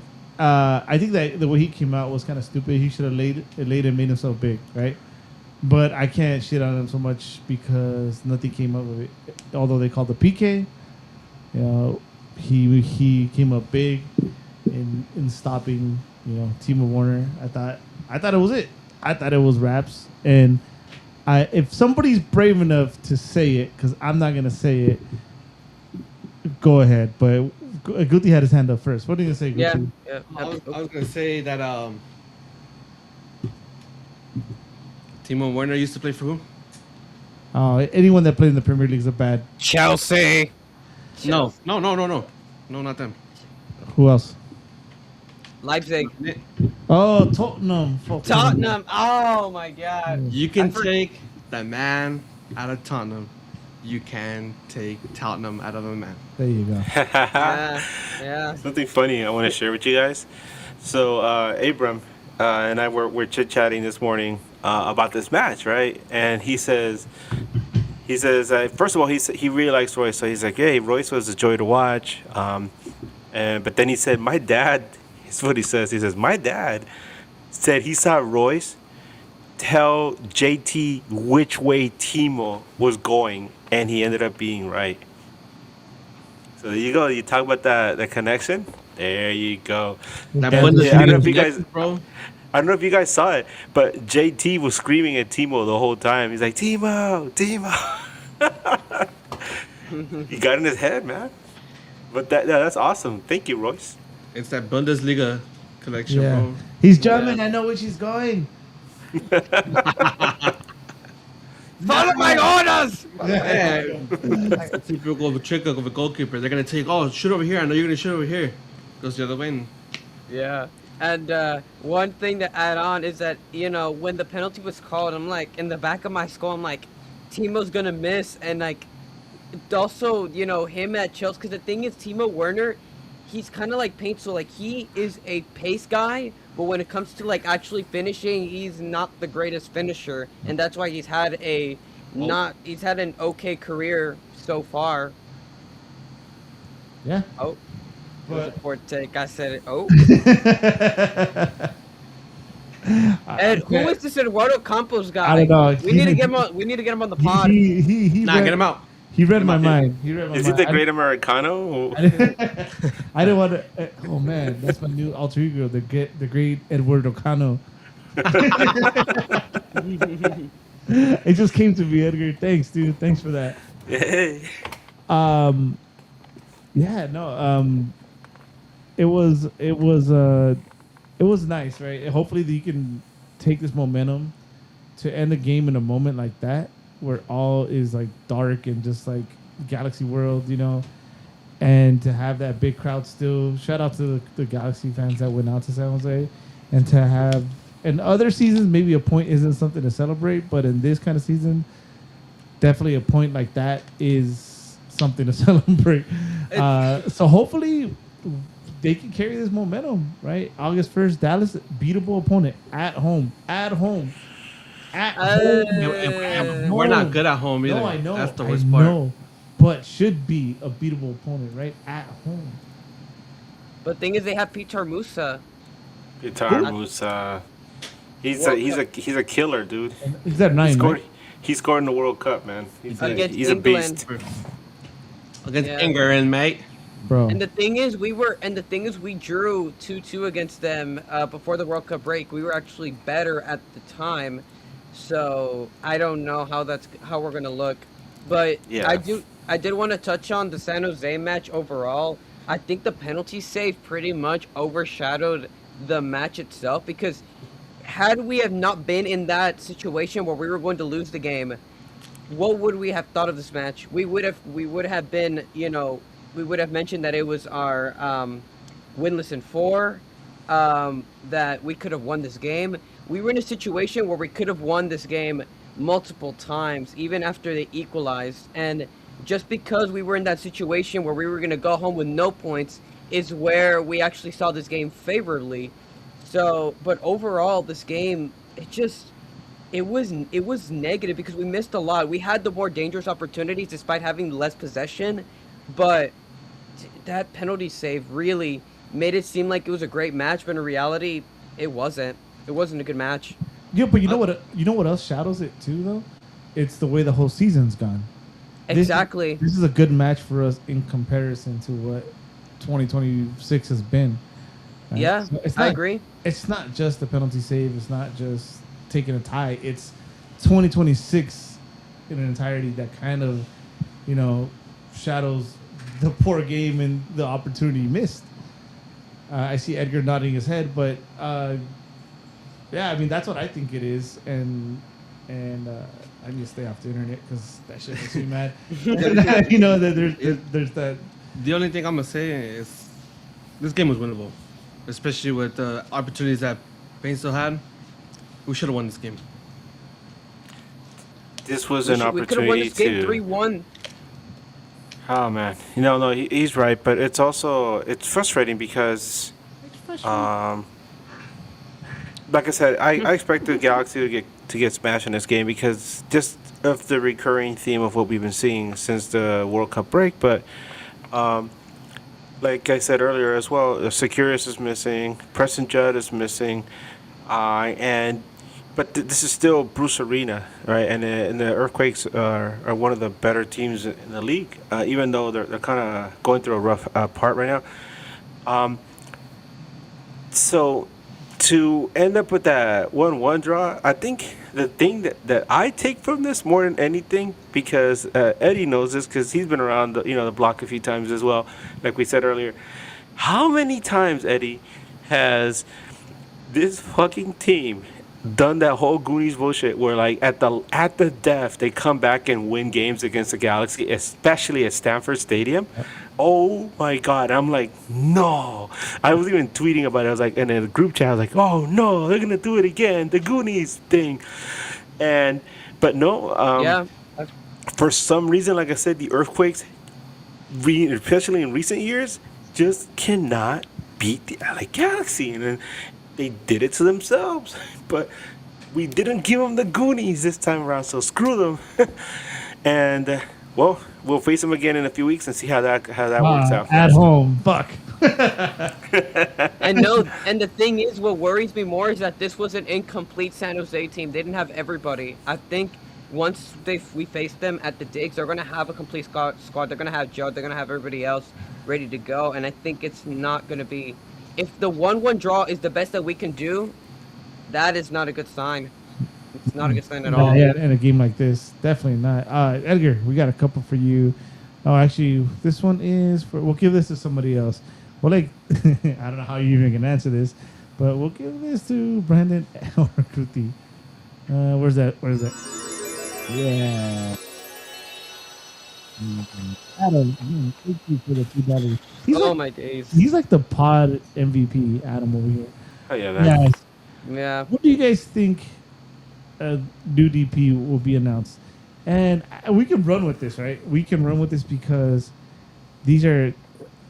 I think I had this conversation with Cisco and Tony. It's like sad that what the Galaxy has come to, like in seeing all these players linked with all around the league, and us fucking crickets, dude, crickets. I couldn't. I just try to sell myself on the fact that it was going to be Kevin De Bruyne and that shit was meticulous and it wasn't by accident. But now I don't know. I don't know. I don't even know if like they remember we're supposed to sign somebody because there's nothing. There's fucking crickets, literally. So when do you guys think DP will be announced? Go ahead, Brandon. You think you know? Yeah, I think I know for sure. Somewhere before September 2nd, 2026. Somewhere before. Oh my Nah, God. but in all seriousness, just expect like the jersey hanging teaser, whatever. I really don't know. And the thing. Oh no! Oh, Mo. Oh no! He knows Benny something. cut him off. He Benny cut him no, off. it wasn't me. He's at the all of It us. wasn't me. It was Shadow. Benny made the call. He's Shadow. like, get Brandon up. Shadow, He can't talk. Yeah, but in all seriousness, a new DP. The thing is, with all these like teaser signings, you don't know who it's gonna be, and it is suspenseful. But at the same time, if they announce it to be like Furuhashi or Robert Taylor, we don't really know what the FO is doing, and they're doing a really good job of concealing it. So it's just a matter of time. The transfer window doesn't close until September 2nd, and Wilkins did say that there would be a new DP. So we'll just see what happens from there. Yeah, Honestly. but the thing is, like you said, they keep a really good secret. But any player worth mentioning will not will be rumored, will be leaked. True. That's the thing, right? So if I see a jersey turn before any rumors, then I'm worried. Yeah. So I don't know. I'm not very confident in this front office. I was trying to be hopeful. Fuck, man. I don't know. I don't want a desperate signing. I'll say that again. I'll say that again. I think none of us don't. Yeah, I don't want a Douglas Costa situation. I don't want because Kuntz is like, fuck, I said we'd sign somebody. Welcome back, Araujo. Hey, fun fact. DP Fun signing. fact. Do you remember, Edgar? We made Omar Gonzalez a DP at some point. Oh yeah, I remember that. Yeah. And I remember that was the first time where I was like really, really underwhelmed by the announcement. I mean, no disrespect to Omar, because Omar he's a wonderful person and he did great things for his club. But I remember like Galaxy saying, we're gonna announce a new DP, and we're all excited like, oh, who's it gonna be? And then they tried out Omar. He's like, hi, right? And you're like, Yeah, dude, that was Omar. wild. But that didn't last because he left to Pachuca pretty quickly after that. I think it was months. Man. 2 to 3. You know how Pachuca announced him? I wish they would have done Oh, that the with Darth us, where Vader. he comes out with the Darth Yeah, Vader. I do remember. Un He jugador de actually said, otra galaxia. I'm like, yeah. "Oh gosh." Well, okay. I There's can answer there, that super chat real quick, by the way, so yeah. we get Let that me one. pull it up. One second. I was getting there. Dun, dun, dun, dun. There you go. Oh shit! Oh shit! Oh shit! Oh shit! Oh shit! Oh shit! Sorry. Let's do it. This is Brian's job. And thank you so much for the $2 super chat. Hey, we really appreciate your support for the show.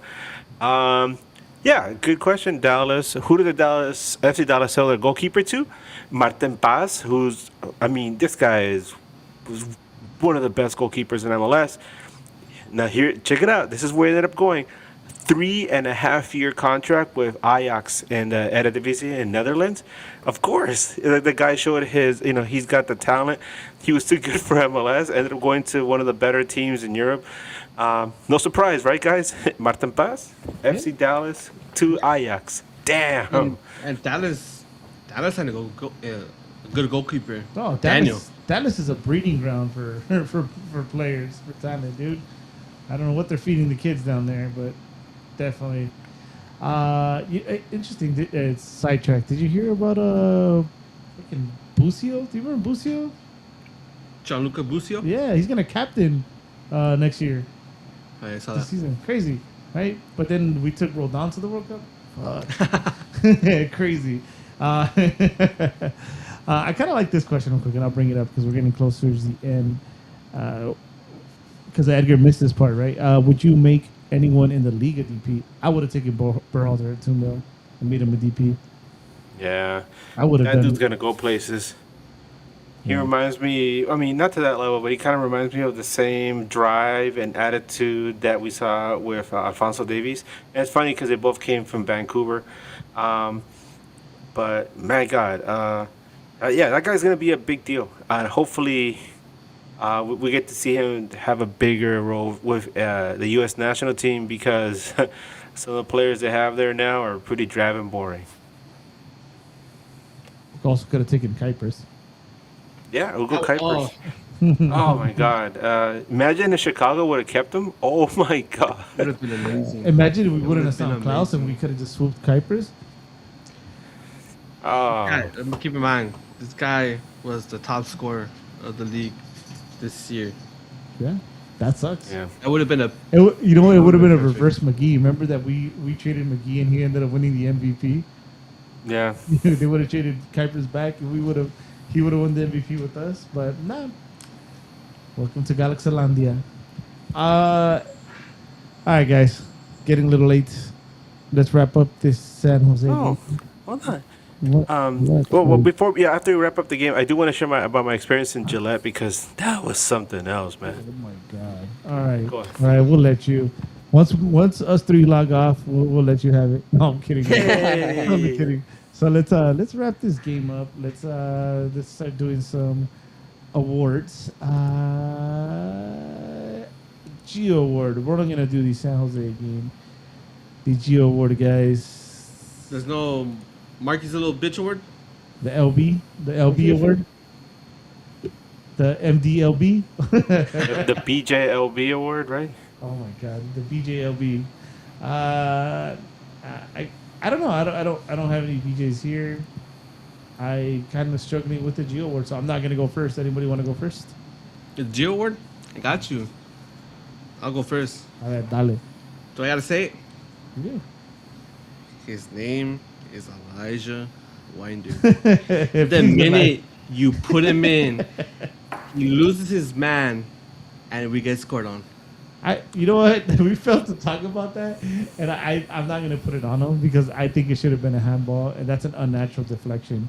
And for someone to read that and guard it, it's pretty tough. Was it Elijah Wonders, man? Yes. Could he have made a better effort? Yes. Did I expect a better effort? No, because Was I Maya know, Yoshida just looking at that too? Maya Yeah. Yoshida was just looking at it like, what? so that's the reason I won't shut him up for that. But yeah, I'll still give him shit. it was his I man. like him. It was his man. Got it. But anybody got a Geo? I'm just gonna pile on the Winder. Let's just build a bonfire and pile them up there. Pile him on the top, pile him on the bottom, and set the whole thing on fire. Fuck, he's fucking in debt, bro. Brandon, come on, Brandon, say it. Hey, Brandon, What say the jail word is? the What is that opposite. Game one? is off. Game is Game is off. off. Joseph Paintsel from minute 0 to minute 12, and then from minute 14 onwards. I like, He ruined the I, trend. I like that. No, I like that answer though. That's a very creative answer. I like it. That's fair. But yeah, again, I'm not Which gonna, one's the man of the match award? Which one's that one? we'll get We'll there. get there. Okay. It's long enough. Come on now. Oh, what's it called? Is it what is it? Standing, baby. Relax. Okay. all right. I'll relax. He's getting excited over there. Fuck, I always forgot. Oh yeah. Anyways, I'm not gonna shit on Winder because everything I said, but my game is off award is Elijah Winder because once he came in, they changed the formation back to there's that part too, and we were out of the game. Vanny was like, "All right, cool, get in there, buddy. Royce, go up. Pato, go wide." I was like, what the fuck? This fool really did And that. Painter was doing good at the 9. He was doing Yes, good. dude. He was playing a good You match. keep the defense on their toes. So Robert Taylor had a good match. Harper Miller had a good. Front 3 had a good match, and then once they started flipping to Painter do to the wing again, that's it. Shit, my light went out. Sorry. nah, that's all good. But once we moved Painter to the wing, I knew right there. I'm like, we're not gonna be creative anymore. We stopped being creative. Man, Edgar, your midweek is super popular, so I'm gonna let you take this one again, and then we'll move on to the next couple of awards, and then your story time with Edgar.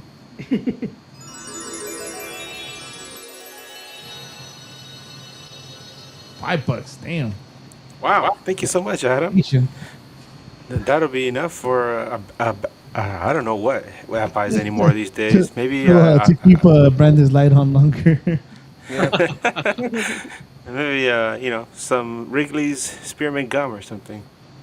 But anyway, good question. Do I have midweek podcast show options for the upcoming 2 games? Road trips to Montreal and San Diego next month. Yes, we have our good friend Andy Coronado from the Balls Round Montreal podcast. I've had him on the show before as well, especially because the last couple of years Montreal has been flirting with the Wooden Spoon. So I had him on the Wooden Spoon Collective, if you guys remember them. Really nice guys. And also with San Diego, we have 2 options. We have either the 2 Balls and a Mic guys, or we have the San Diego football podcast as well. So we got you covered. These guys are really good at what they do, and they all have media credentials too. So that's always great to have because they'll give us a lot of insider info. So stay tuned for them. Oh yeah, and then shout out to all the rest of the MLS podcast community. If you're an MLS podcast, if you're listening to us for whatever reason, shout out to you guys because, as you know, we take time off out of our day. We don't get paid for this. At least these 3 don't. And no, I'm just kidding. And we just do it because we love the league. But next award, the You Got Heart Man, your honorable mention type award. Dun, dun, dun, dun. I am gonna go because I'm gonna set the stage for you guys with JT, Mike Wazowski. He's my honorable mention. Yes, big PK save, but I will not dismiss the fact that he also made that mistake. So, honorable mention, great game, save the penalty, obvious reasons. Brandon, who you got? I'm divided between 2. Minute 13, Joseph Paintsel and JT Marchikowski. I like it. Keep going with the theme. So you won't come back to you since you're divided. Yep. All right, Edgar, I'm gonna pick on you. You know what? then. I made up my mind. Okay. we'll have let's to go have- back to you. Yeah. Minute 13, 13th minute, Joseph Paintsel. Yeah. There we go. That's it. Yeah. He's got it. Okay. Excuse me. Whoa. I'm gonna say JT Marcinkowski. I would have given him a man of the match, but I mean, like that. The mistake leading up to the penalty kick. Damn it. Oh well. But obviously his heroics really stand out. And the interesting thing was that this was his first match back against San Jose since the injury. So it was kind of a homecoming of sorts. And to stand up like he did between the sticks and do such an amazing job, especially at the end there to save those points for LA Galaxy. Good on him, man. And I'm sure those San Jose fans are conflicted, but knowing them, they probably have him on the Landon Donovan list now. So there you go. All right, Kuti, who is your you got Heartman honorable mention? Kuti looks like with the pixelation, like he's an A24 movie. I'm gonna say Marco Royce. Ooh, yeah, yeah. How dare Think- you? Marco Royce and Amid. How old is he? 37, 38? Doing more than any of these fools can do. Having him in that midfield, bro, and doing the passes that he does, it's beautiful. Amazing. All right. Next standing, right? There's the two awards were split between two people. So obviously I'm going to go with Marco Royce as my next standing. Pulling the strings, creating the offense. If not for Payne Sales' form, he probably would have left the game with 3-4 assists. Like to what Guti said, this guy at 37, 38, 38 I want to say he is out here outshining the young players, they should be ashamed. But again, he's class, so maybe there's that much shame. But Marco Royce definitely was the man of the match. Everything went through him. Proved why he should be in the middle. And why Elijah fucking Winder shouldn't be starting. Who wants to go next? I'll go real quick because I agree with you. Marco Royce. That's it. That's all. All right, cool. Brandon, 13-minute pain sale. Yeah. This is what award? What award was it? This is your MVP. Oh, MVP. The one, the only, my goat, Harper Miller. Le echo ganas. I like it. That's a good one. I like it. I like that one too. He had a game. I wonder who was the highest rated on Fatma. Dun, dun, dun, dun. Let me check. I think Got you. Harper Miller was the walk off. I think. Oh, Michael Royce was the. But it's the assist. If you like. Oh, Painter was actually because of the goal. But. And. Oh, Marsikowski too. Damn, they're pretty. This is like the highest rating I've seen in a while. But if you want to go. Technically, if you look at this, Surreal's part. Not Surreal. Sonario's probably the highest rated because he has the yellow. And he's still 7.5. So. They're kind of saying Sonario overall was the best player. There you go, Sonario. Haters, eat that. Anyways, go cry. Sanabria hate is so unjustified. He's had a good season this year. No, I don't understand it. Go cry in That your go cry That in guy your fights, man. go cry in your Elijah Winder jersey if you're a Sanabria hater. That guy Damn. fights. Sorry. I just don't. I can't. Like this comedian we saw on Friday. I just can't. I can't. Yeah. And I'll say this with a straight face, and I'll have this conversation with you in person. If you support Elijah Winder starting over these three gentlemen right here, you don't know ball. There, I I said. agree. All right, Edgar. Actually, I'm excited. I was just joking earlier. I'm excited to hear about your trip. I don't know if I'll ever get to go to Boston. It looked like it was wicked fun. So why don't you take it? The cool thing is there's MLS ties to it, right? That's something I would do if I was in a city that I've never been to. I had to get to tell my next standing, bro. Messed up. Oh shit, you didn't? Fuck. Yeah. Go ahead and pick fucking JT. Thank you. JT fucking Marcinkowski, baby. JC Marinovich. And honestly, I think they're all good answers, right? I'm not against JT being the man of the match. He had the biggest moment. He had a great game. Yep. I can't speak. Great game. Of course, he made that mistake, but he made up for it. Yeah, he did. And it's like it just erased it, right? So, Here we go. Edgar, I'm sorry before fucking Guti rudely interrupted us. We do have a super chat, which is kind of interesting because it fits the theme of what I'm about to talk about, Oh but shit! All right, hold on. Let me pull that up for you. Sorry, I was over here busy producing. My not that co-producer. one. The next one. Shit.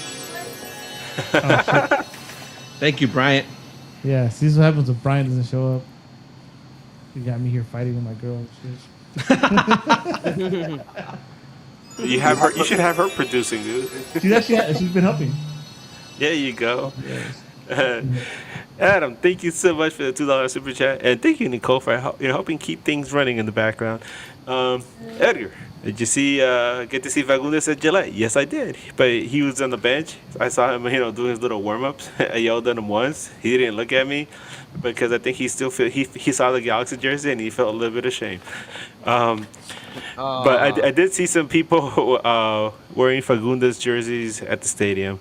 Man, what can I say about this trip? I went out to with my family, my wife, my son, to her side of the family, for a wedding for a nephew of hers, and um, it was nice to see that side of the family because we hardly ever see them. They're from, many of them are from Atlanta, and so it was interesting.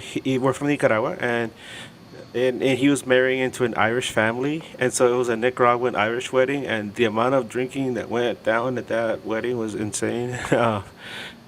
There was a guy, I think I might have mentioned this in the last week's show, where there was a guy who had 14 drinks, and that was before the wedding even started. So yeah, that was crazy. But for me, it was an opportunity to also just see a different side of Boston. Although we were only in Boston for like maybe a total of like 4 days during the entire trip. Most of the time we were out in Cape Cod. But the city of Boston is beautiful. If you ever get a chance to go out to Boston, it's very walkable. Uh, the and I say walk Boston. Don't try to drive around Boston because it's very, very, very tricky. It requires a high level of concentration if you're a driver. And it really pushed me to my limits as a driver. I mean, I grew up in LA in South Central, and I thought that I knew what was up. And my God, people in Boston, they keep you on your toes, man. But the thing about the New England Revolution and their relationship with Boston is very, very strange. This is my second time out there. The last time I was out there was in 2019, and I went out there in the winter, and I was really curious to see what kind of footprint they had out there, because you go to Boston and you definitely see stuff about the Celtics and you see about the Patriots, and about the Boston Bruins, but nowhere did I see anything about the New England Revolution. I even went around to the different teams, different sporting goods stores, asking for if anybody had any Revolution, merch, and people thought I was joking, or they thought it was some kind of band or something. But it turns out that the stadium is 21 miles southwest of Boston, and you're thinking that's not that long of a distance, but in the whole region of the country, distances aren't very long to get to places, but because the way that the roads are laid out and the infrastructure and the way people drive, it takes forever to get anywhere. And Gillette Stadium, for those who have been there, it's you know what I'm talking about. It's weird. It's like it's located in the middle of nowhere. It's like literally in the middle of a forest. So you'll be driving down this road and you're going, and all you see is forest, forest, forest, forest. And then you get off the road, and all of a sudden there's a clearing, and then there's a massive parking lot in the middle of this humongous stadium. And you look all around, there aren't any real towns in the area. There's a few taverns, some pubs, and then you have this massive football stadium there, this Gillette Stadium. So you drive up, and this is so cool. What a wonderful surprise. Parking to New England Revolution games is free. It's absolutely free. So yay to the Rams for doing that. Because there's no way I'm paying to watch them. Because my God, to drive out that far and have to pay to watch them. Although credit to them, they climbed the third place in the East. But oh my God, the stadium is massive. It's humongous. It would be like if somebody took SoFi and like lifted it off. Because SoFi a lot. Most of it is located underground because of the airport that's nearby. But it's like if you took SoFi and you like lifted it up off the ground and just put it at the surface. It's kind of like that, and this is the first stadium I've ever been to where you have to climb a bunch of stairs to go up to your seats, which is kind of interesting. Usually, you just walk in, right? But no, you have to climb a bunch of seats to get to your seats. And the one thing that surprised me the most was that it is nothing like I imagined it to be on TV, because you watch the highlights, you watch games located at Gillette on TV, and it looks a certain way. But when you get there, it is completely different. I would say it feels a lot cozier when you're there, and uh, they share the team store. It's shared between the Patriots and the Revolution. It's like 80% New England Patriot stuff, and in some corner of the store, there's like a little area for the New England Revolution, and so that was nice. But the stadium itself, like I said, it's massive stadium. It is way too big for what New England Revolution does. Um, they had a scattering of supporters there, and this was a game where they had said that if this is your first game ever to New England, it was absolutely free. And I was surprised there weren't more people. It was also Pride Night, which is kind of interesting because usually Pride is celebrated earlier in the year, but for some reason they decided to have it on this night, so that was cool. Um, and the seats that I got were 15 rows up, and I paid like I think less than $30 for each one. So went all around. But what can I say? Artificial field, which is still very trippy to me. Both Toronto FC and New England Revolution were still showing a lot of rust from coming off that break, so they both looked really, really bad. It was an awful game, and the thing that got me the most was that I was really close to the supporters area, and I don't want to be mean because I love MLS, and I always want to present it to people that know much about it in the best way I can, and try to kind of sell them on the league.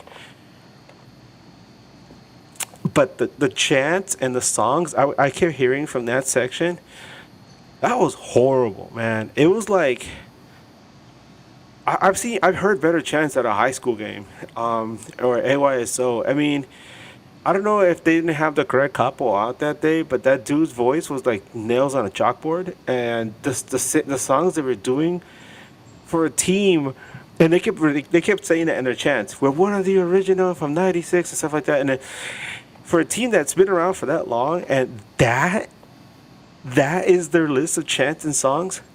Oh my god.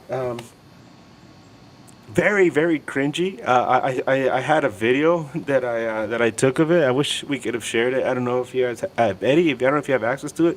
I know I put it up in our group chat, but if you play that, you will know exactly what I'm talking about. But yeah, and I know a guy who I known a guy for more than 20 years who's also a Reps fan, and I shared that video with him, and I was like, "What the hell is this?" And he's like, "Yeah, we're all a bunch of big dorks out there." And at one point, they were trying to sing in Spanish, that "Esta noche tenemos que ganar," but the guy kept butchering it. He was saying like, "Esta noche tenemos que ganar," and I'm like, what the hell is that? You're butchering, Spanish. And then at the game, there was these two Brits next to me, and when they were doing chants in English, they were saying, "Well, no, they're butchering English too," or something like that. Makes me, he goes, usually, you hear the supporters and they make you want to come to the game. These guys make me not want to come to the game, and I was like, oh my god. But anyway, notwithstanding, I was like, you know what? I'm here. We made it out here. I'm glad. At halftime, we saw a bunch of lightning and thunder. We heard some thunder off in the distance, and we were like, oh my God, they're going to stop the game for 30 more minutes. I don't want to be here longer than I have to. But luckily, they let the game play on. The storm never came our way. And at the end, I was just, if you go to my Instagram, just immediately after the game ended, I was like trying to see if I could get somebody to talk to me. And I thought I did, until like one of the Revolution fans that flipped me the bird. And I was like, Okay, I'm done. I'm out of here. And this is me after I was like being very complimentary to them. But all in all, they were all very nice, very friendly, and I can't be mean to them because guess what? Three of those stars on the Galaxy crest were given to us by them. So I'm sure every time they saw us, they're like, "Damn, it's those guys again." Um, but no, it was a wonderful experience. If you ever get the chance to go out there and watch a match at Gillette before the Rebs get their own stadium, because they're in the process of getting their own stadium now, go and check it out. It's a surreal experience to watch a match in the middle of the forest in a stadium located far from any major civilization. It's just very, very, very strange. And I did go to the team store afterward, and credit to them, they had authentic MLS jerseys over at $100 off. I was able to get one at really cheap, and people were like wondering, why are you buying another team's kit? Because I love MLS. And and it's the Rebs. They've given us so much. It's funny. I bought the jersey thinking it was a replica, and it's actually an authentic because it doesn't have any stars on it. I thought it was a replica, and I got to the hotel room, and I was like, oh my god, this is authentic. Nice. So 80 only $80. So thank you so much. too expensive. Yeah, I mean, But yeah, no, thank you so much for letting me share this experience. Just be aware that it is a drive. It took me an hour and 50 minutes to just make 21-minute drive. I mean 21-mile drive, which in LA it's what 20 minutes.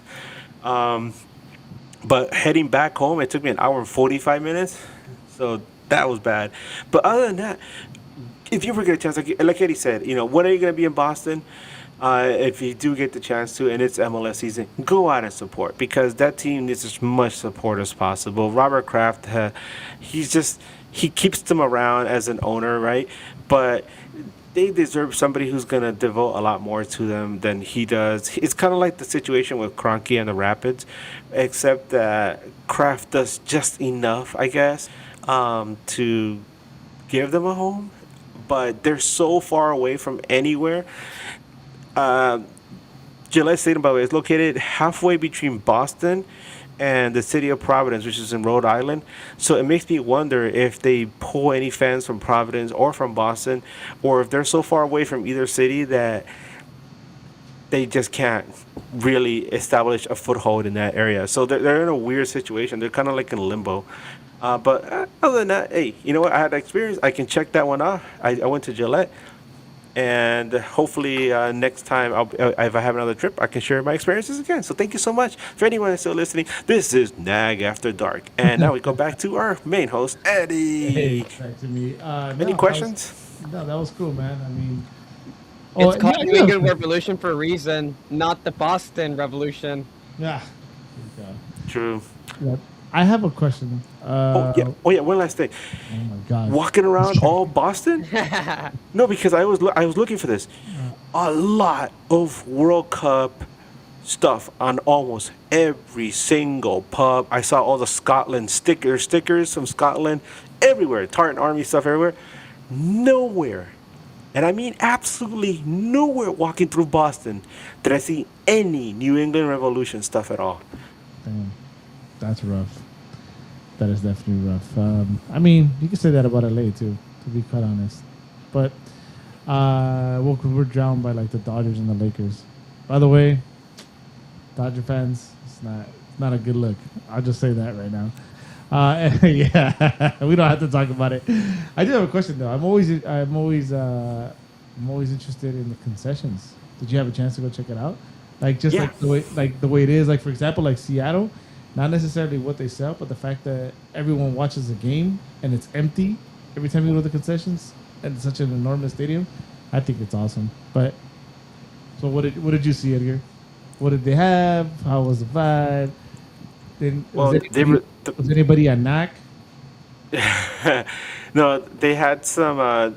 It's a weird. It's kind of like a mix of oh my god, of Intuit Dome and SoFi, and then regular concessions where there's areas where there's sections of the stadium when all you have to do is just walk in and you grab your food and you walk out and you're like, what? Oh, it's automatically deducted. Like, how? I didn't even touch anything. Well, it is, and that was kind of creepy. right? And the food was all right. My wife and I we had these smash burgers, and then you're like, it's not bad, but it's not great either. And somebody said, "Oh, they sell burritos over there, hon. You gotta get a wicked burrito over there." And I go over there, and I'm like, "That's a wrap, miss. That's not a burrito. I know you're gonna try to tell me from LA that this is a burrito. This is not a burrito. That's a wrap, you know." Um, but they're very proud of this frozen lemonade that they sell, and my wife got it and she said it was pretty good. She's like, yeah, it's pretty good, they also, if you want something a lot more local, they do sell lobster rolls in the stadium. But I had a lobster roll earlier in the day, and I was like, yeah, I'm not gonna have another one. So that's pretty cool, but it is expensive. It's like, I think like a beer was like $12. And I was like, God damn, That, I mean, doesn't matter. That's still a lot, right? And I think the lobster roll was like $16 or something, and I was like, that's a lot. I ended up going with the smash burger. I think was $12, and I had a mango cart, a beer, and I think it was like $15, $16, something like that. So yeah, the prices are expensive. Um, I cannot tell you if in a stadium that big, if it looks emptier at halftime when people go get their food at concessions, because there was hardly anybody there anyway. It was like Yeah, half full. I was about to I say that's mean, probably a bad example. they had, I think they had the first bowl and maybe a part of the second level open, and that's about it. And so it was this crowd was kind of scattered. Um, but like I said, if this stadium was closer to any of the major cities, closer to Providence or closer to Boston, I'm pretty sure they could really sell out that lower bowl on a regular.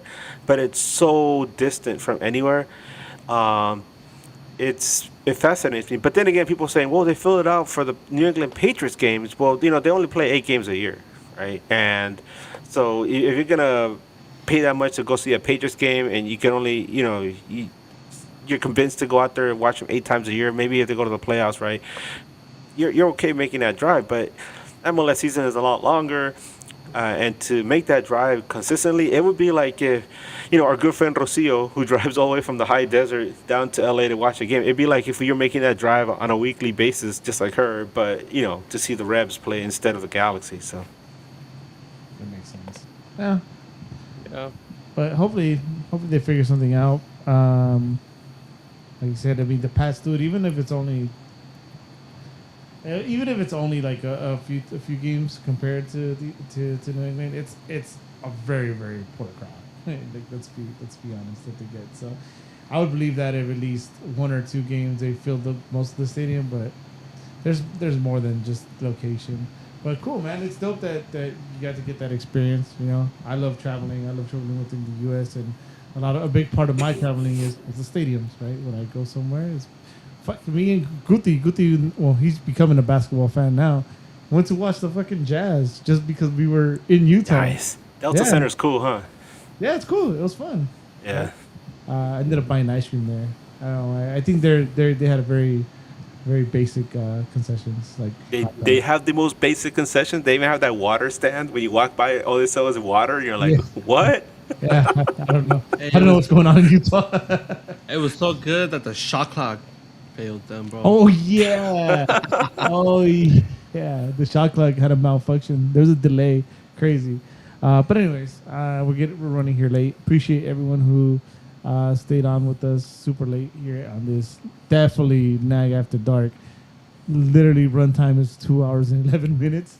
We're fucking hitting the Odyssey numbers right here. Again, appreciate everyone for tuning in. We're gonna get ready to get up out of here. You could find me at the Digs next Saturday, supporting my mediocre at best at a Galaxy. Edgar, where can they? Oh wait, no. Let's go. Let's start with Brandon. Brandon, where can they find you? Brandon's playing Candy Crush. Oh my God! All right. Alright, Talk cool. to you. All right, bro. Guti, where can they find you? Hopefully next Saturday. Hopefully next Saturday. Guti needs a sugar mama, so hell yeah. There you go. Me and my boy Klaus. Yeah. Here, I had connection problems. My bad. Yeah, no, you're good. Guti needs a sugar mama if you want to take them to Galaxy games, WWE events, AEW events. comic book stuff. You know, he really Pokemon cards. He enjoys it. So hook my boy up. Look at him. Who doesn't like that face right there? He looks like a gentle lover. Brandon, where can they find you? You can find me LA Brandon Sports on TikTok, Instagram, X, and YouTube. You can also find me at the LA Galaxy Stadium, but not in the way that you would think. So that's all I'll say on the matter. All right, cool. Do you need a sugar mama, or are you good on that?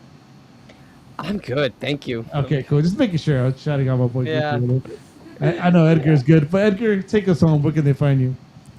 You guys can find me on Twitter, Instagram, Blue Sky, as Edgar Nags. And if you want a nice little laugh, if you haven't seen it already, go to my Instagram and look at me trying to talk nice about the Rebs fans, and then one of them goes like, "Hey, you're a Galaxy fan? Yeah. Well, fuck your Galaxy." It's funny. Oh yeah, they don't like. Oh yeah, they lost to us. They lost twice. Three no? times. Three times. Three. 2002, 2005, 2014. That's Every right. time, And then they lost to like Houston- in overtime. And they lost to Houston twice, so they have another reason to hate Houston. Hey, you know who's on the team? Taylor Twellman. Yep. That dude's forever bitter, man. Anyway, take us out, Eddie. No, wait, you're missing the last thing. What's that? Never mind then. Again, thank you everyone for tuning in. We're gonna get up out of here. Super late nights. Spider-Man week. Super fucking excited. Spider-Man. For Brandon, Guti, Edgar, our co-producer Nicole over here. We're gonna get up out of here. Till next time, keep on nagging. Keep on nagging.